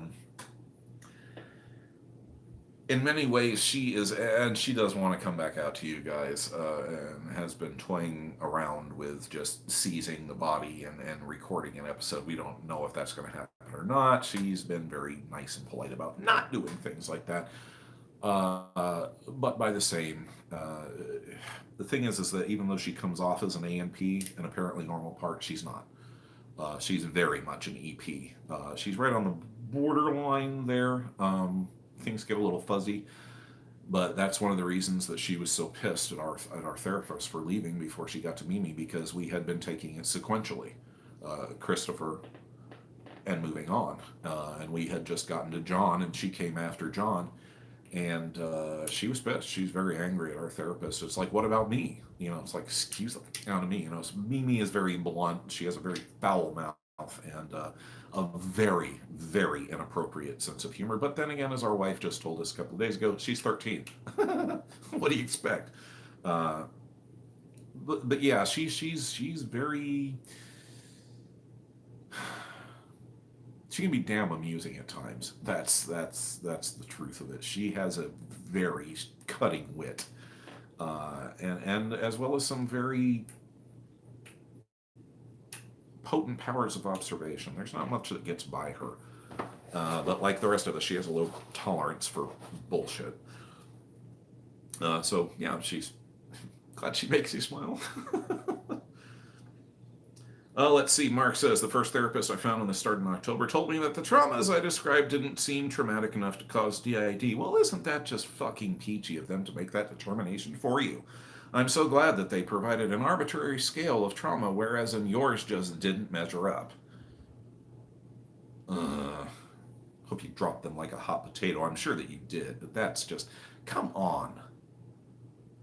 Who the says things like that and calls themselves a therapist? It's like, sorry. Knee-jerk reaction. So yeah, I don't get you for being, Rosa's bad therapist alert. Yeah, no kidding. TMJD79, welcome. Finally able to catch live even. It's close to the end. Yeah, we're going to have to wrap up here soon because we're getting hungry and it's our day to cook. So we need to do that soon. But we'll give it another 15, 20 minutes or so. But we're glad to see you. Glad to see you. Let's see. Off-grid Grandma saying yes, very fortunate with their therapist. Let's see. Roses is saying, point of DID is to hide the bad shit from you so you can be a regular human. Yeah. Protectors need love. Yes, absolutely. Sometimes they show this by being snarky assholes. Yes, they do. And boy, is Mimi snarky. Yes, Mark, talk with Roses, ASD, because they've got much more direct experience on that. So they are the guru. to use your term. 5 Pieces of 9. Hello, Cloud. Welcome. Glad to see you. Hope the holidays have been at least treating you well. We were on your channel I think it was last week, to watch some of your videos when we commented. Hang in there. Okay? We're proud of you. Very proud of you. Okay? So hang in there, Cloud et al. We're glad to see you pop up. Let's see. Mark said yes. At first, he said he did believe DID, but discounted ASD, akin to "you don't look autistic." Oh, I'm sorry. Do I need to have a helmet on my head and be going? Sorry, not offending anyone, but that just pisses us off. It's like it presents in so many different ways.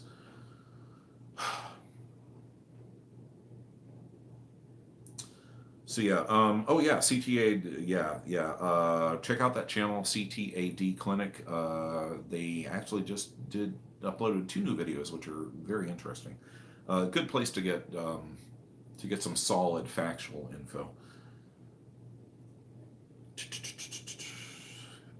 Yeah, Rosa is saying, long story short, ASD is already an integrative disorder, which therefore can cause events that would be deemed less traumatic to NTs would be world-ending. To us with ASD, yeah.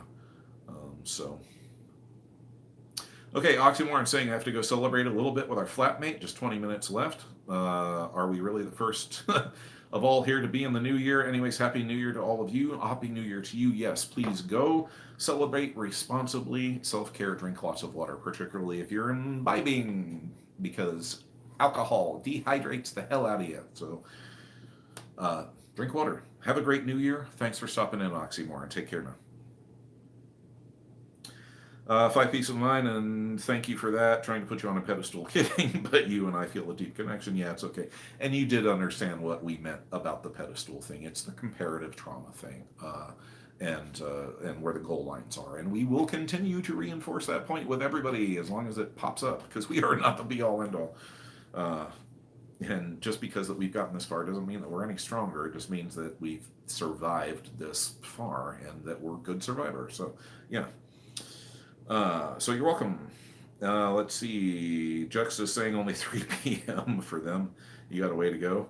Let's see. Yeah, we're all on the same time zone. All right, so we got about 15 minutes left, guys. We're sorry to cut out when some of you are just coming in, but we've been going close to... Yeah, this is one of our longer ones, about 3 hours now, and we do need to eat. Talking about that self-care. So if you have any final questions or thoughts or comments, drop them down here and we'll answer them before we head out. As far as updating on the channel, which we normally do at the end of our live streams, we've got part 2 of Comfortably Numb, Substance Use and DID will be coming out this month. We'll promise you that. And when we make a promise, you can take it to the bank, because we've got a thing about that. We're just, like we said, Data found a new track that he wanted to cover, and it kind of shifted the whole focus of the episodes. We kind of had to go back and rearrange and rewrite, but we want to make sure that that's really solid for you guys, because it is an integral and very important issue to trauma victims of any shape or form. Substance abuse, it can be, that urge to self-medicate. It's part of the condition. It's tough, and it's real easy to fall into that trap of running from the pain into drugs, alcohol, risky sex, any number of things. So we want to provide a fresh viewpoint with some stuff that maybe you haven't considered before, rather than the, oh, drugs are bad, you shouldn't do this, go into treatment, That's not our focus. Our focus is, okay, why are we so drawn to these things? Why are certain types of drugs more commonly used and abused, and exactly how the science ties into the trauma and everything, like we have with the other things. So we'll be doing that. We've just done a 2 or 3 of the little stories, so you might see one more of those. We might try to give more time to, like, say, maybe a Rosemary or Mimi's kind of been making little noises about coming out. So the only thing that we can really say for sure is that you can expect part 2 of the Comfortably Numb to come out here in January.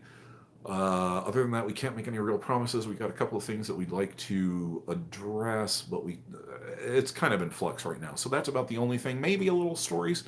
We're glad that you guys are liking them. We've been getting a lot more views on those than we thought the night before Christmas, and let's see, what was the one that we did before that? I think it was the seven little postmen. Those have gotten a lot of views. It's like, wow, so the littles are cluing into that. We're glad. We're so glad. On that, if you want a sheep on the wall, this wall over here, drop the name of your little or even your system, or if you're neurotypical, hey, we've all got inner children. It is primarily for the littles, though, to give them a sense of identity here in the space. But if you have a little who would like their name on the wall, go ahead and drop it in the comments here. Or if you're not comfortable doing that, email us or pop us a DM on Instagram. That's the best way to get a hold of us. Really, our Facebook and our Twitter feeds are only there to announce the episodes. We can't divide our attention that far, and we just really don't like Twitter and Facebook. So Instagram to get a hold of us. Drop the name for the sheep here otherwise. Part 2 of the substance abuse, and possibly another little stories. Yeah, possibly. We'll see. So there's that. Let's see here. Where are we at here?